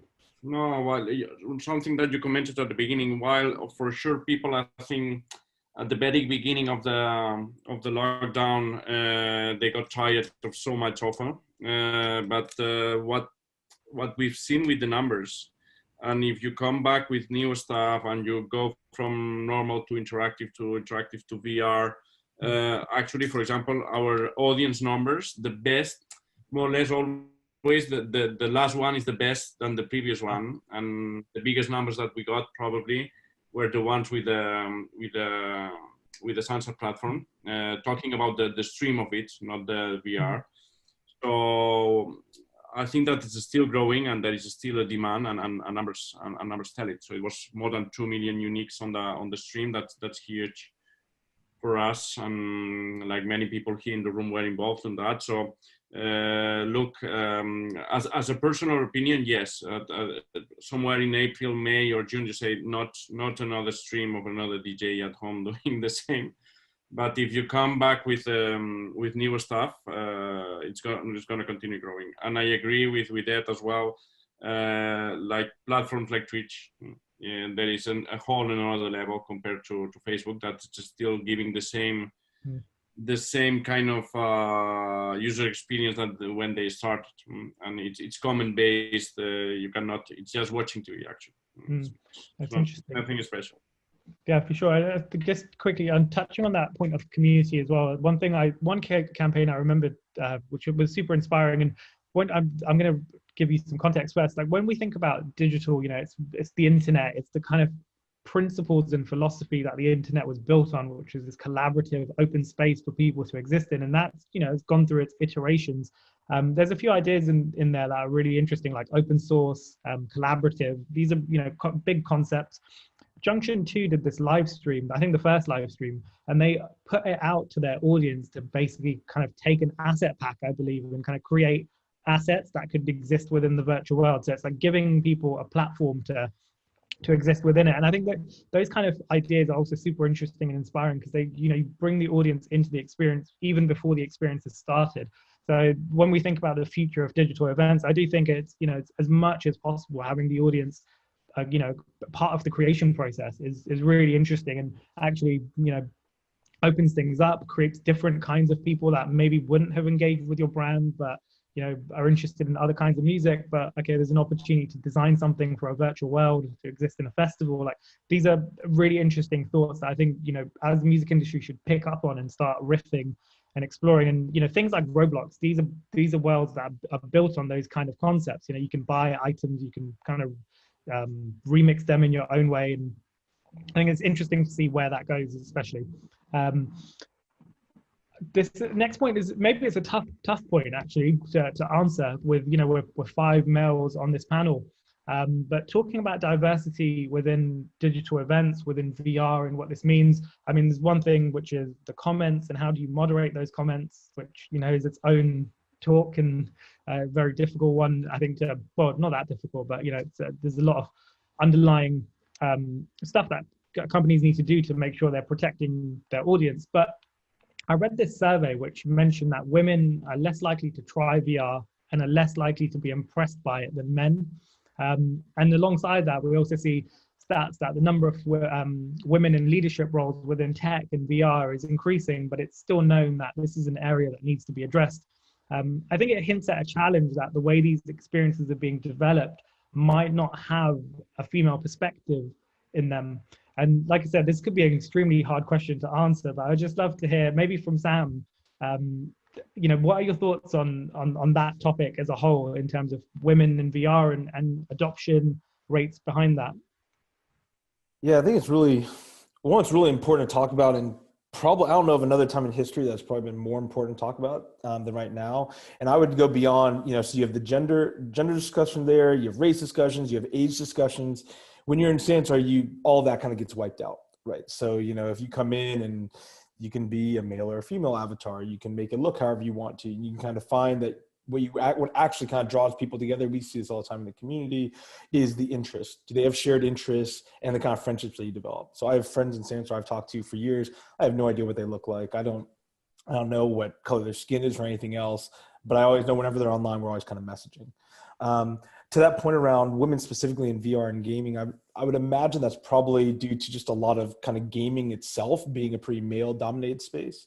Obviously, I'm biased, so take what I'm about to say with a grain of salt, but this kind of comes back to where I think the business model that you set up is really, really important, and how that kind of then plays out here. So for instance, if our model was, hey, we're a game, we're going to book an artist, and we want that artist to kind of play to this community, there isn't going to be any push to have any kind of promotion or new audiences or new approaches or thoughts of kind of going about it. Instead, though, if we say, hey, we're here to really service that promoter, if we work with, so one of the shows we did over the holidays was a he, she, they, them, I think it was called. And so there's, or a little gay brother. There's kind of been a number of these different kind of acts that have kind of come in. And the reason those acts came in isn't because Sansar said, hey, we want those acts. It's because the promoter that we work with, they wanted to book those acts. And so similarly, when we work with an LRO or an LWE or any of these other kind of these promoters, I think the real key, at least for us, is we can't solve all of that. Let's put the tools in the hands of the people that are used to putting on these shows and are used to kind of gravitating and pulling those audiences in. And from there, I don't want to say we'll be hands off, but really just supporting them so they can have the best show possible. So in Sansar now, you can go in and you can go into, like, say, a Lost Horizons show or an Elrose show, and then afterwards you can go into the Hello Kitty world because we've worked closely with the folks over there. Similarly, that can kind of cross over into different music genres and the like. So I think what we will find is ironically, the digital space, at least this fully immersive space, is where a lot of these issues are going to wipe out, and there's going to be a whole new influx of other issues with trolling and online bullying. All of that's still going to exist, but it's going to exist under a lot more anonymity and specific interest niches that exist. That's at least what we're starting to see. Very interesting. I've got I've got a bunch of questions that we probably won't go through all of them, because I think we're kind of reaching near the end of this, maybe in like 10-15 minutes. But I want to quickly touch on brand partnerships, and I think we all will work with brands in slightly different ways potentially. James, would be interesting as well to hear like where brands fit into your world. I can imagine I can have some thoughts, but I think it's really interesting because we would all work with brands in slightly different formats with the digital events that we're putting on. Anyone can start. What have been some of your challenges of enticing brands to explore digital events where maybe they're used to working in a more traditional format, and this year has been a huge transition for many brands, pulling budgets and not really wanting to take these risks? Anyone want to jump in on that point of brand partnerships and how you see this playing out in the future with digital events? Well, I can start. So somehow, for example, ourselves, that we already got like a portfolio of brand partnerships and of global. So somehow, before going fully digital, our advantage was that we were a global brand, and we got like a huge reach in many countries, but there was always the real life experience based on it, right? So we used to build like real life crazy activation for the brands, and when you go to digital, everything we were doing is not valid anymore. So for us, the big challenge was somehow to get a brand that was already with a digital mindset. So if the brand had already digital mindset, that they can understand the KPIs on reach, they can understand what it means to be on a huge community, to somehow that they have the digital on their DNA, it's way easier. So that's why, for example, we used to work and we still work with them with Heineken, with Desperados brand. That's a nice case study, because but our advantage is that they were already into it. So for them, it was very easy to evaluate if they were getting the goals that they were expecting to get. With other brands, it was more difficult. I think for us, at least for this year, it should be the other way around. So getting away from the typical brand categories or brand industries that they invest in the event industry, and go to the brands that normally invest already in digital experiences or video gaming world or in esports, for example. So at least we speak the same language, and that should be easier. But for sure, it's going to be challenging for someone like Elro, LWE to start speaking with them, because it's not their typical like brand partnership. But I think that should be the way to go.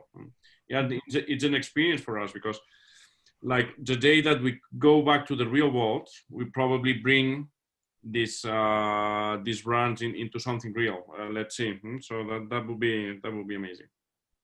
Nice.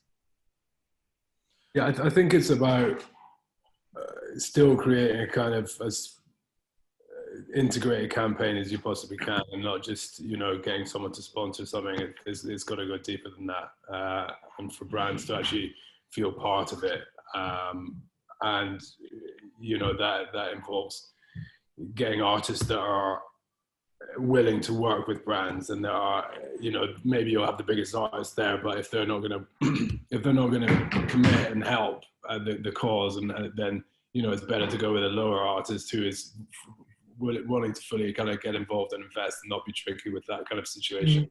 But yeah, it's about obviously the streaming side, but what else can you do? So we just did a big thing with Absolute on New Year, and we did a remix competition with them. So to remix a house classic, and then Carl Cox played it as the last track of the whole thing. And then we did like branded drinks campaigns where people could win and sort of purchase these pre-made drinks packs during the stream and have them delivered, and just evolving it in a more kind of clever sort of way than the sort of two-step sort of sponsorship of a stream is not really enough anymore, and you've got to think more outside the box and more deeper. No, interesting. Absolutely. I was going to sort of to add to that as well. I think in our approach and the fact that we aren't approaching things necessarily from a conversation with that we're talking to agents about putting on a live show. We're actually talking about putting on a there's a narrative to it, to what we do. And so when we talking to brands, we're actually able to and a step back from that, when we talk to artists and we have certain brands interested in a particular event, we're able to then select the artists that are willing to engage and work with brands. And actually, this is where the difference between real life events and digital slightly differs, is that, you know, when there's a festival on or a live show and there's brand partners involved, they very rarely, if ever, get access to the artists, because the artists turn up, they do the show, and then depending on their routing, they've got to leave. And or there's the other thing, is the artist just doesn't want to do it. You know, they just don't want to do it. But it's because those partnerships are quite one-dimensional a lot of the time. There's obviously exceptions to the rule, and Elro do an amazing job, having worked for a brand before working for Live Now. You know, I know that firsthand, that immersive experiences in live can be brilliant. What we're able to do, the conversations we're having, is we can sit down with the artist at the start, and the Dua Lipa stream, for example, there was a story to it and a flow to the performance. So she would perform a particular song on one stage and then would move through the venue to like a bar scenario. And Johnny Walker was a brand partner, and there was product placement done in a kind of a natural kind of way. Puma were involved, and all the dancers had Puma on. And that was obviously from a brand from a brand placement perspective. But from a story perspective, there's particular brands that have let's say a big push on sustainability, you know, and you've got an artist that has those sensibilities as well. There's a way then that you can create a narrative around the performance and the show and the creative to actually weave that message in, and then the brand gets a real kind of they're part of the show, they're part of the flow of it, and it's not just a badging exercise. You know, it's not just a watermark in the corner of the stream, and that's where I think digital and virtual events can add huge amounts more to a brand because of the flexibility. And of course then there's the accountability as well. You've got facts and figures, real-time facts and figures and stats that you can provide to the brand to show them. You know, it can be a bit tenuous sometimes in real life. You know, if a brand has sponsored a festival, is one of many sponsors of a festival, how many eyeballs really saw their logo or really interacted or did anything after that event to go and buy that product? You know, and it's not always trackable. Whereas digital, we're able to close the loop, you know, in virtual. Yeah. Interesting. Yeah, I completely agree. Nice. I guess we're just touching on the Samsara piece as well. You know, from my perspective, I think brand integration there is super interesting in terms of, you know, looking at an event. You can kind of do almost anything in a way, and for brands that really want experiential and they understand experiential, it's like here you can kind of deliver a very similar experience, but with all the fun and fantasy of what gaming and digital technology can provide as well. So super interesting. Yeah, it's kind of a funny time with that right now too, where I think we've seen it. I don't know how long ago it happened. Maybe it was around when the initial iPhone came out, how brands were kind of hesitant to go and start like saying, hey, we're going to start committing budgets to mobile. And then before that, we're going to start committing them to digital and online. We're sort of seeing it now where the brands that do come in, they always want to come back. Because when they look at the numbers, they're like, wait, so how long were people in there and how engaged were there and how many eyeballs and how much additional digital merch and what does this look like and the impressions? And it's kind of mind blowing for them because the cost can be much less and the ways they can engage can be much more. And I think, you know, candidly, our biggest issue is just an education piece, you know, so kind of getting it started. And then from there, they can start dreaming it up. So if they're the ones that want to host the events, or if they just want to showcase it, do different brand activations, tie it with VIP ticket upgrades that can be mailed out to you. There's all these kind of things that start to get really exciting.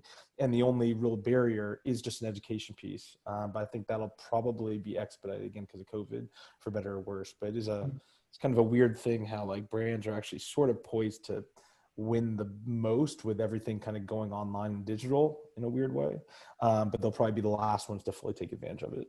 Yeah, I completely agree. I think most brands are pretty risk averse, and generally speaking, there's a handful that are willing to really kind of take a punt. And yeah, I do believe, for example, with this concept of virtual worlds, on a separate kind of tangent, brands will probably at some point in the future have their own virtual world as much as having a website. And for some audiences, that virtual world will be where they learn about the brand, where they engage with their latest campaigns, and connect with digital products first before they actually buy them in the real world. So things like Sansar, it's that stepping stone for brands to understand that is it's an important medium, like the same way that using augmented reality is this kind of medium for getting them closer to understanding how these people are engaging with digital content.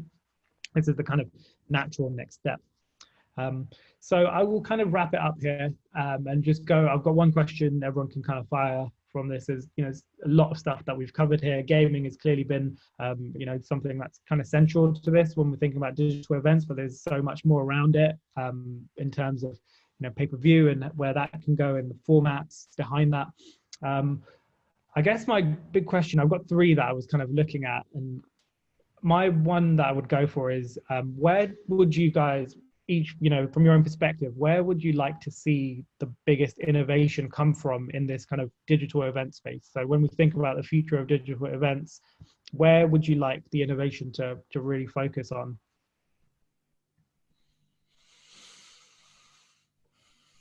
I will go first.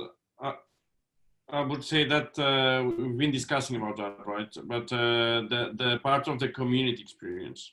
I know that there are many things going on. There is a lot brought to the table by Sansar, by Live Now as well. But to see that really evolve, like making people feel not only that they are part of the show or the artist or whatever that the IP is doing, is that it's somehow they are interacting way better with each other. I don't know, something that goes beyond connecting on a room, that goes beyond having a conversation. So making people feel that they are with the others somehow from home, and having a social experience that goes beyond that. There's a lot done, but there's a lot to do on the community interaction part. Yeah, I agree. I think that's something that, and that will definitely help with what James talked about the sustainability, and how do you put a tour on but not have to go to this place? We need to increase the value for the people that aren't going to travel, so the artist doesn't actually have to go on that 4 different tours. It can, how can you bring those people in a really sort of tangible way that they can experience it fully enough? And yeah, a lot's happened now, but I think it's just the beginning. I think from my side, I think it's happening, but slowly. And I think there was with Oculus in particular, there was a moment in time where I think everybody was kind of like VR.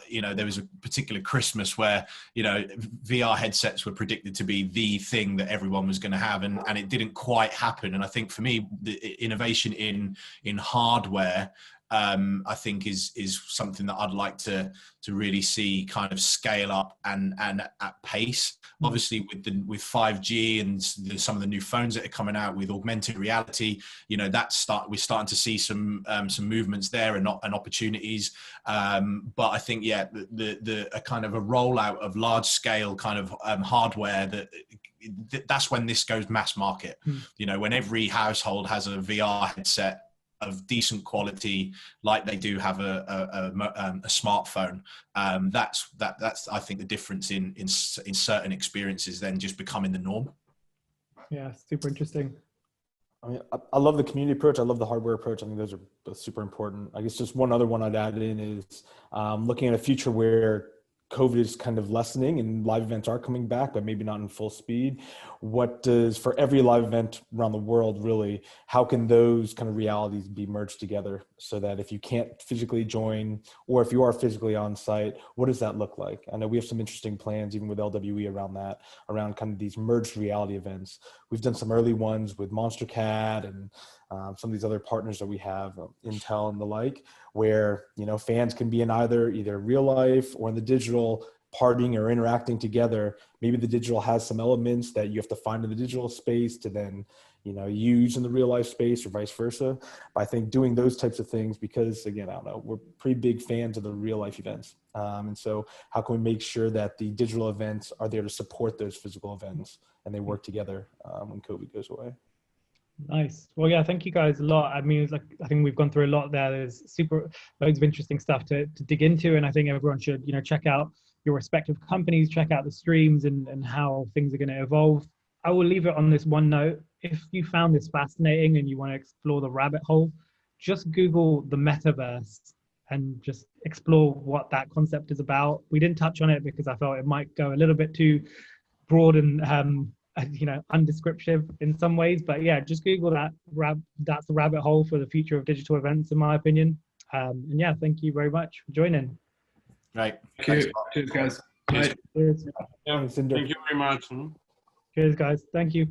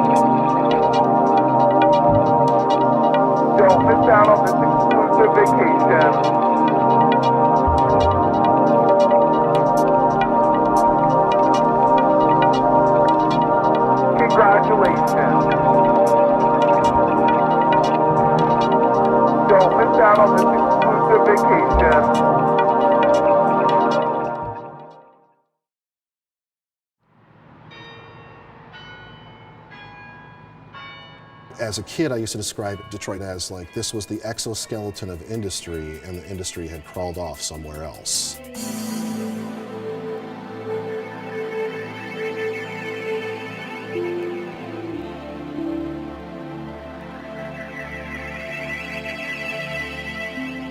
This was a major city. This is not a major city right now.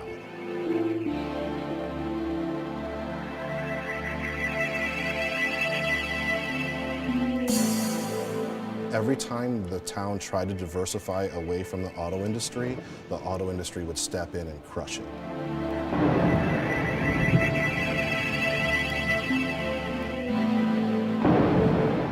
America was this industrial giant that when the industry collapsed, we became this ideas giant instead. Detroit really, I think, in a lot of ways captures that.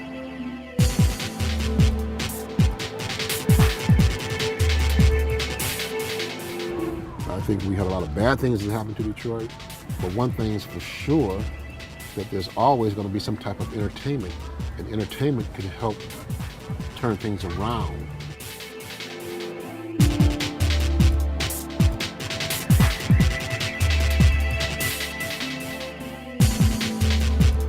As far as the arts and the culture and the music especially, there's no place in the world, I don't think, that has what Detroit has.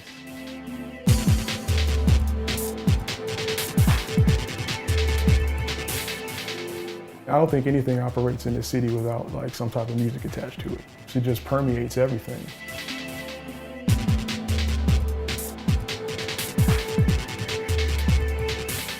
I don't know, it was just always one of those cities that drew people in. The rich musical history, you know, that I'm not sure where it came from, but the fact that it's here is great.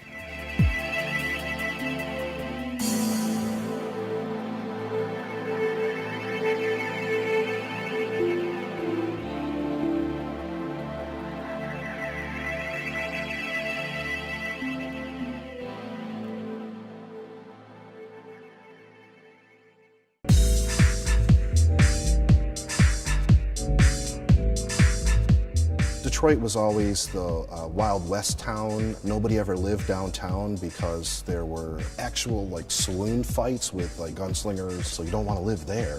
Detroit becomes a really successful town. From there, it becomes really industrialized, and from that, Henry Ford has this idea. Then it's like all these factory spaces, and it booms, and there's all this money that comes into it, and so that meant that there was music that came here.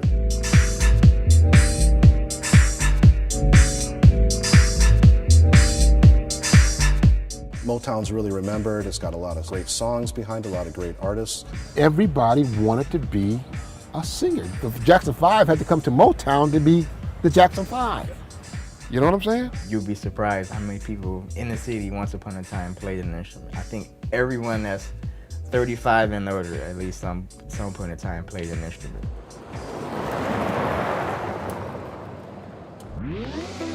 As you walk through the streets of Detroit,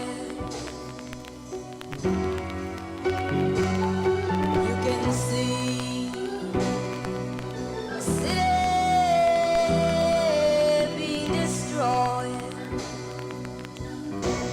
Bless your name, and I heard the general say, we've just about got the city under control now.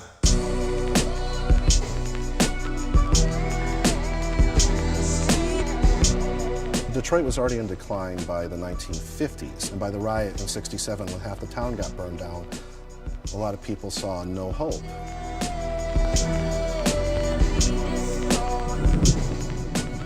If you travel to any side of the city, be east or west, you're going to find abandoned buildings, empty fields. You know, it's like reverting back to nature almost.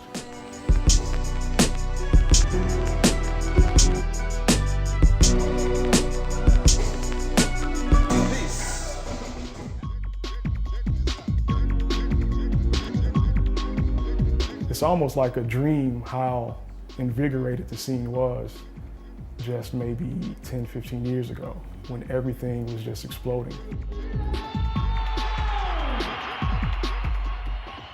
R.J. Watkins on the New Dance Show, a very special show, exciting show. It's called Dress to Sweat. Check it out.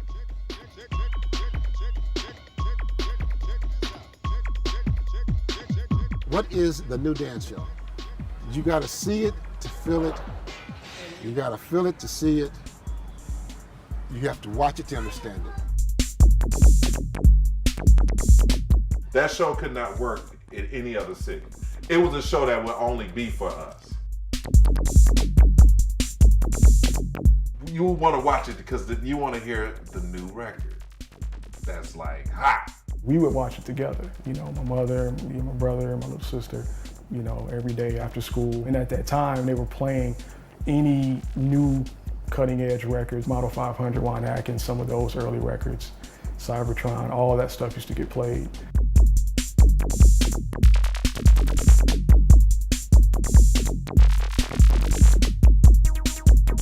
We would debut a record. It could make or break for Detroit, that record. Next thing you know, people coming to the store trying to find it because they watched it on TV. They heard it on TV. They see people dancing to it, so it must be good.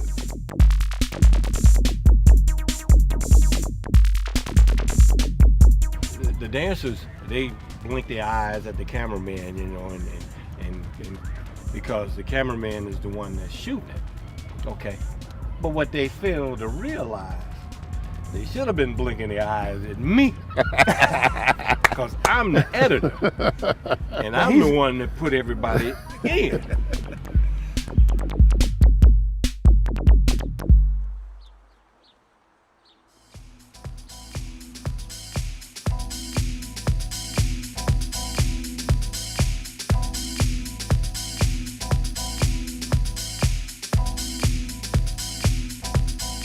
You know, Detroit nightlife kind of goes in waves, and there's a time when, you know, people will come to Detroit and go out and spend money and have fun. And there's times when people aren't so into that. I started going to warehouse parties in '96. Some of the events were like more artistic events. People would bring in artwork and stuff like that and just hang out and do a party. The first warehouse party I went to, maybe I was like 14, 15. I think that's when I first got my itch to DJ. You know, I'm like, you know, I think I could do that.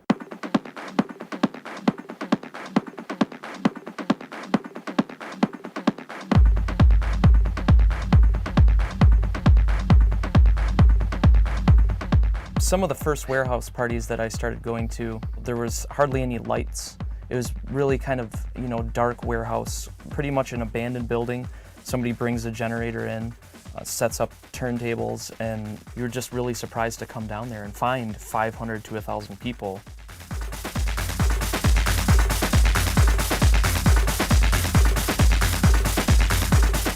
You know, the Packard plant was already a derelict building when we were going to raves there in the mid-90s. There was nothing legal or safe or legitimate about that place. We used to go to the Packard plant and blow black snot for 3 or 4 days afterwards.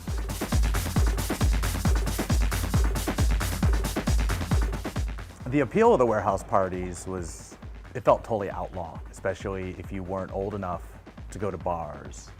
You could go and party all night, and you know, it had this real sense of adventure to it.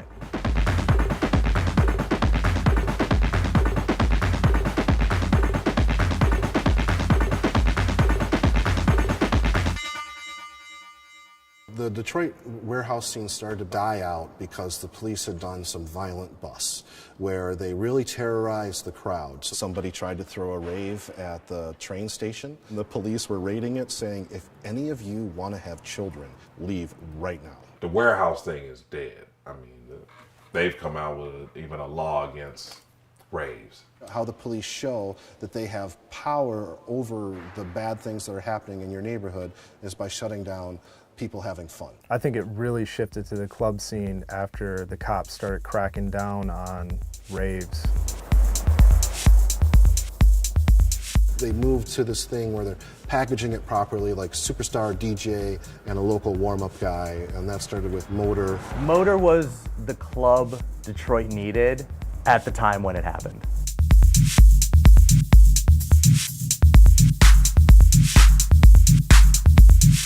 Whenever you're talking about Detroit, using a word like vibrant feels a little weird because it's still Detroit. The streets are still pretty empty most of the time. The stores are still dive bars or dollar stores or wig shops. People go to sports bars in Detroit. People don't go to dance clubs.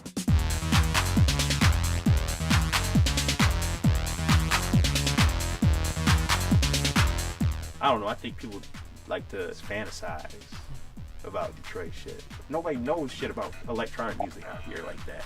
It's not a scene, it's not really a true genre here. It's just barely something that people even understand. Cause we're not in a fucking techno age and shit here.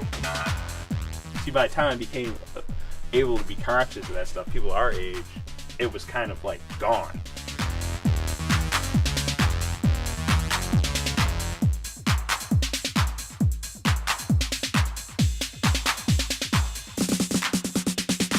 Apparently, people believe there's commercial potential in Detroit techno 1 weekend out of a year in Detroit.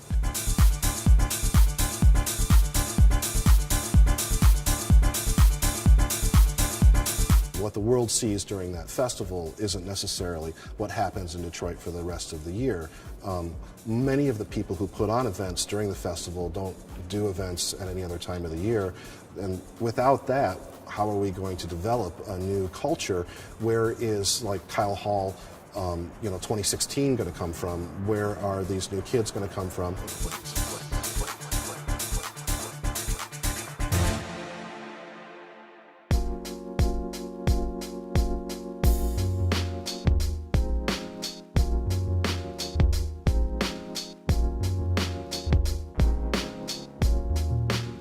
UFIL is the most significant thing since the DMF Festival in Detroit, without a doubt.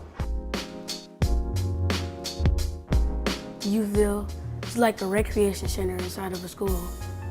It has a wide selections of activities and things you can do. Basketball, teach you how to play basketball. They teach you what they do and how they be on the radio and things like that, different classes. The waveforms are the basic building blocks that most electronic music is generated or created from. Well, the class I'm in is Producer Suite with Mike Huckabee, I think that's his name. Here is a basic square wave. So the first thing we want to do is tune it. So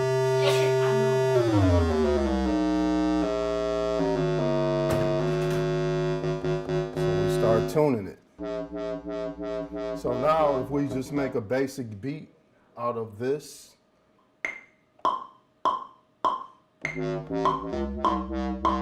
Music is basically what I do. Every time I go home from school, all I do is just eat a snack and do homework and then make beats just for the rest of the day.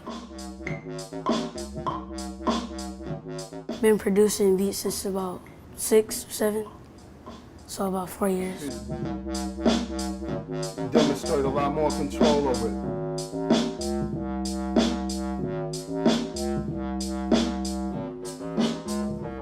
So that's a nice little trick. No kid necessarily believes that somebody could tap them on the shoulder and say, hey, you know what, I'm interested in your opinion. How would you like to become a part of something that could change your life? We like to have your opinion, or we would like to have you participate in it. Mike Huckabee is one of the greatest beat makers alive, man. He's really taken me under his wing, and he's teaching me all the fundamentals. One thing that I really learned from Mike is fundamentals are very important in anything that you do.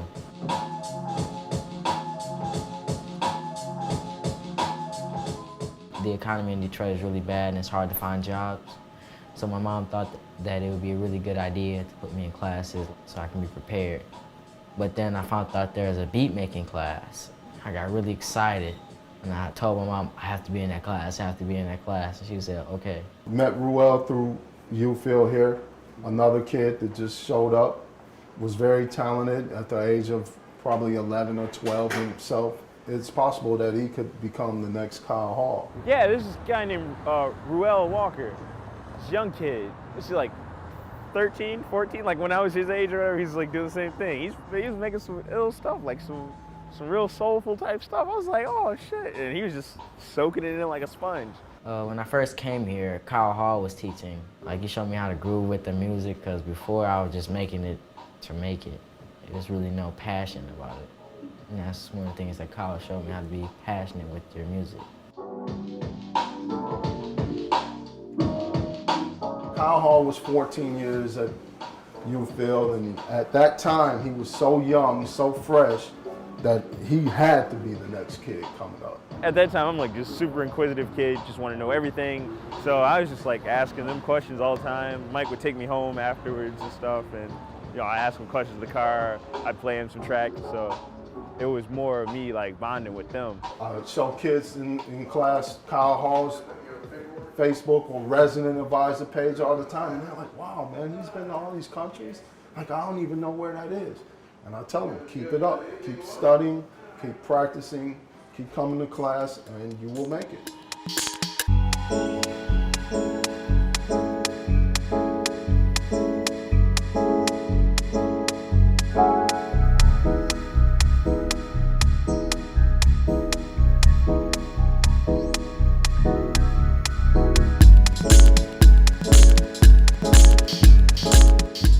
Music's so important in Detroit because it's what we actually have in common, all the different groups from all the different backgrounds. Detroit comes up with a new musical revolution every few years that affects the world. It's still what people look to for authenticity. It creates like unique thinking individuals that create their own path.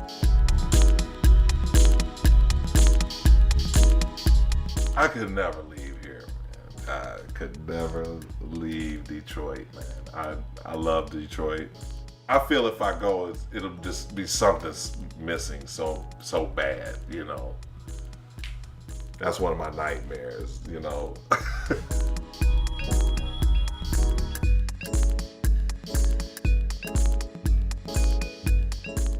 I'd rather be somewhere that I can make a difference instead of being popular, first of all. The impact of shaping and changing a kid's life is far greater than playing a festival in Europe. I think that this work here is highly needed, it's highly necessary, and I'm definitely staying in Detroit.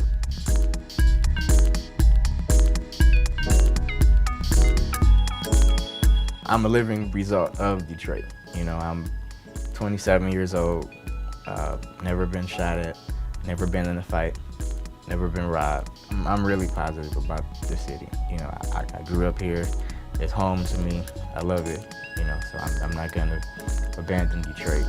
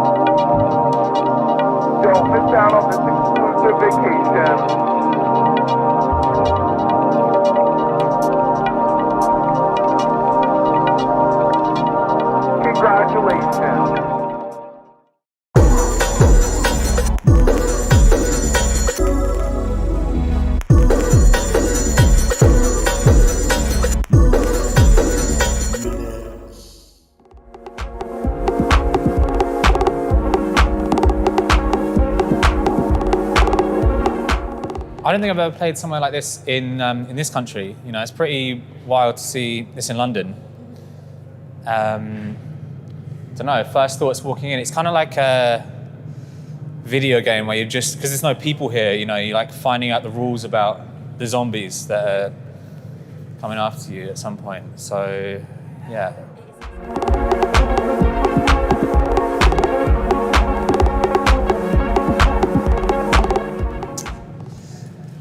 I mean, I don't think, I would not be very comfortable telling anybody else that I represent London in anything, you know, because I think really there's so much and such a rich history of music and, you know, the arts in general, and really I think the thing that ties it together that you can say is a link is just the kind of unrelenting pace and change of it. and the lack of like sentimentality about what's happened before, you know. So there's always some people, 19-year-old upstarts, doing something that you blowing your head off, or that you don't understand, that is kind of, you know, having a really healthy scene in itself that you need to learn about, you know. And 6 months later, you're old news, and you know, which is good. And I think other places look at that in a way that you know, something that they don't have really, where things get institutionalized. And certainly with what people make, we're like really good at keeping it moving, you know.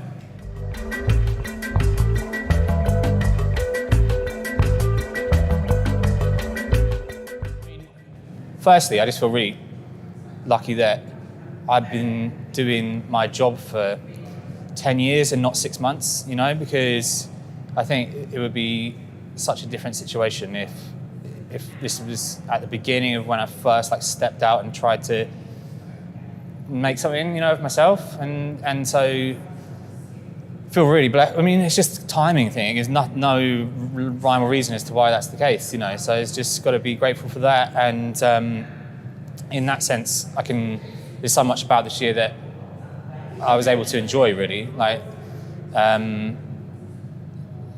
not traveling a lot is like, you know, two-sided coin.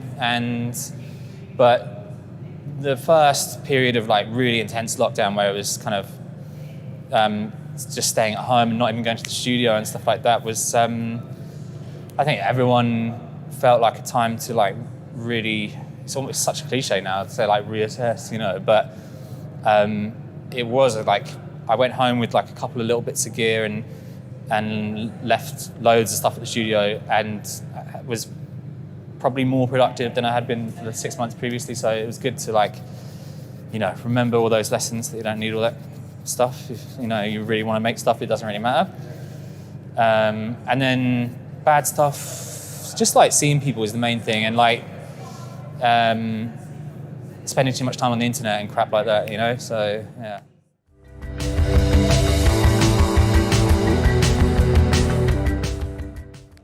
Yes, I think we were going to anyway, but it has allowed it to kind of speed up a little bit in a sense. Obviously, the travel thing, Dom's in LA, and the travel thing makes it even more complicated than it already was. So we got something coming out that is kind of a reflection of this period, and then as soon as we can, we'll all be together making something not bigger, but like with more people involved. So yeah, but we made a lot of stuff this year, so yeah.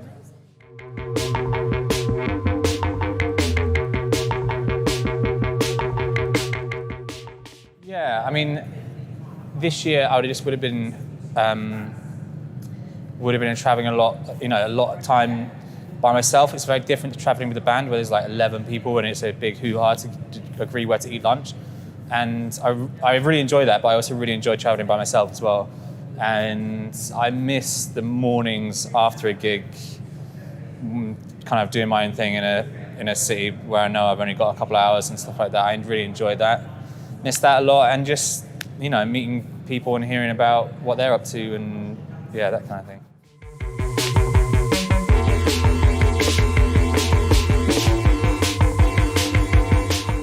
I do feel optimistic about that. I mean, I feel optimistic about music in general. I mean, because it just feels like, you know, no matter what happens,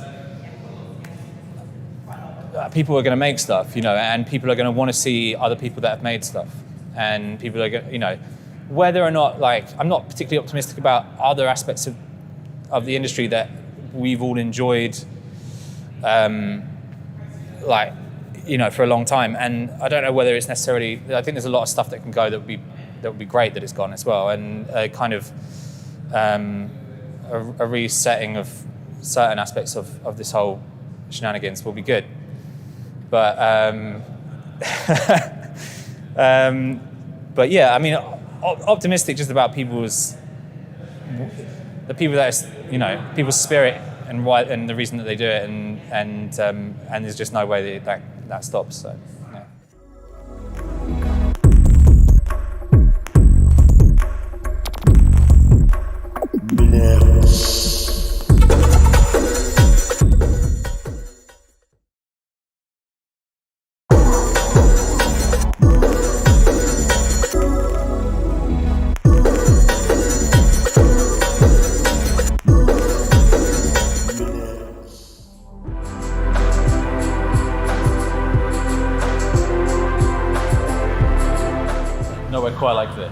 Yeah. We both were just saying on the way here, it felt like a pretty special kind of like almost an ominous feeling in a good way. Yeah. Windows especially. Yeah. It was I got kind of chills when we pulled up.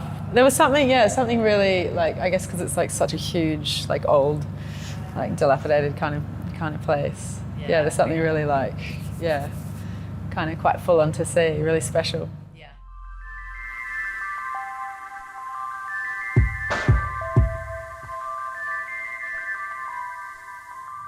I watched her play from her front room at the very beginning of lockdown. Nice. That was probably my favourite one. No, not probably, definitely. Yeah. Good answer. I actually watched one at the weekend. I haven't done one, that's why she's number 10. Yeah. No, I was actually just really scanning my brain. I watched, actually, it was like a live performance at the weekend. It was of Leon Vinehall. It was set in like a kind of like an old kind of unused warehouse space, it looked like.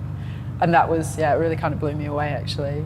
But the thing is, there's been so many great ones. There's been some that haven't even been about production. There's been some excellent ones that have just been like a camera in a room and someone's just played like an incredible set, you know.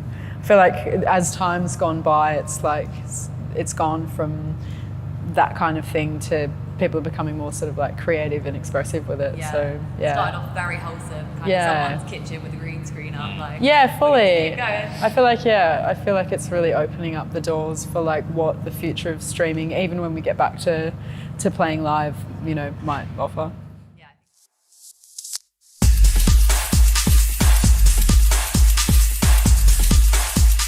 Well, we both come like from outside of dance music originally, which I think was probably one of the main things. And you know, like best pals, so we kind of know each other anyway. We spend quite a bit of time together, so I think too much. We've been actually, lockdown's been good for that because we've Got some separation. and I feel like we're quite aligned all along on the kind of music that we really loved inside and outside of techno, I think. So I think that really helps as well when you just sort of flow between each other and like you're on the same vibe. It's good to play with someone who surprises you all the time as well. Yeah. You know, it's a challenge in the best way possible.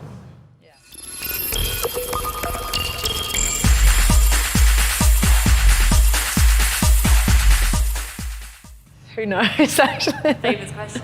Yeah. Supernova of adrenaline and energy with not as much preparation as we would have hoped for. Yeah. In a good way. Yeah, that's always, I always say, best times you have when you don't necessarily prepare for it. Yeah. I think also because it's been obviously so long since we've played together in a club. It was actually one of the last shows that we did was together that's true, in Amsterdam. And well, I think we were both pretty adamant about it, feeling like really kind of new for ourselves and for each other. True, so hopefully it works out.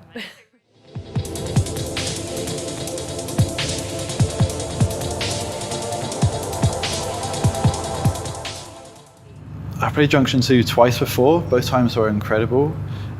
It's nice to go to a London festival where the energy is really like buoyant and excited and loud. I remember that striking me in the face the first time I walked in. It's loud for any festival, particularly one in London. I've always loved it, yeah.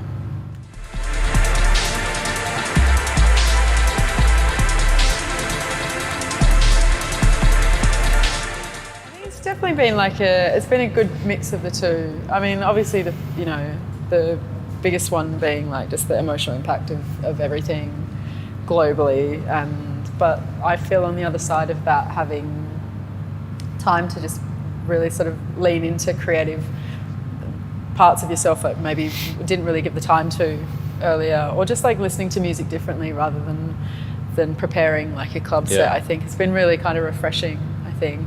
Yeah, but for me, definitely like a balance of like, I miss the club so much and I miss the travel and all of that sort of stuff, but I love being in the studio this much. Yeah, I miss the connection and meeting people. I miss getting paid, and but on the other side of the coin, I've been more creative than I ever have been. Tanil, I'm sure it feels quite similarly, and I've put out 2 albums this year somehow, so I feel good, and I've slept a bit as well, so that's also nice. Yeah.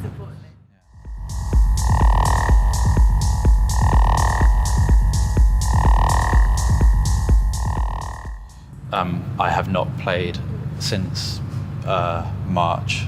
It's going to go well then. Isn't it? Yeah, yeah. But I'm fine with it. It's fine. Yeah. I'm gagging for it now. Yeah. Yeah, I mean, I'm kind of in a similar boat actually. I've done like just a couple of streams and that sort of thing, but yeah, nothing like. And I have done a couple of like socially distant things, which is a whole new experience, I guess. But yeah, it's certainly nothing that's like with a lot of like production value or anything. So.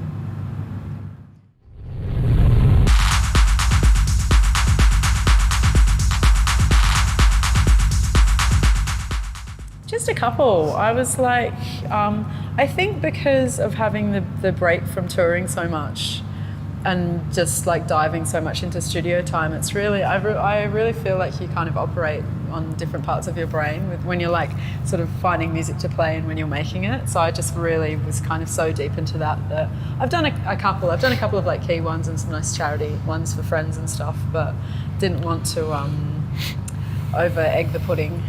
Yeah, I've only done a couple, one being Junction 2 during the summer, but yeah, hardly anything.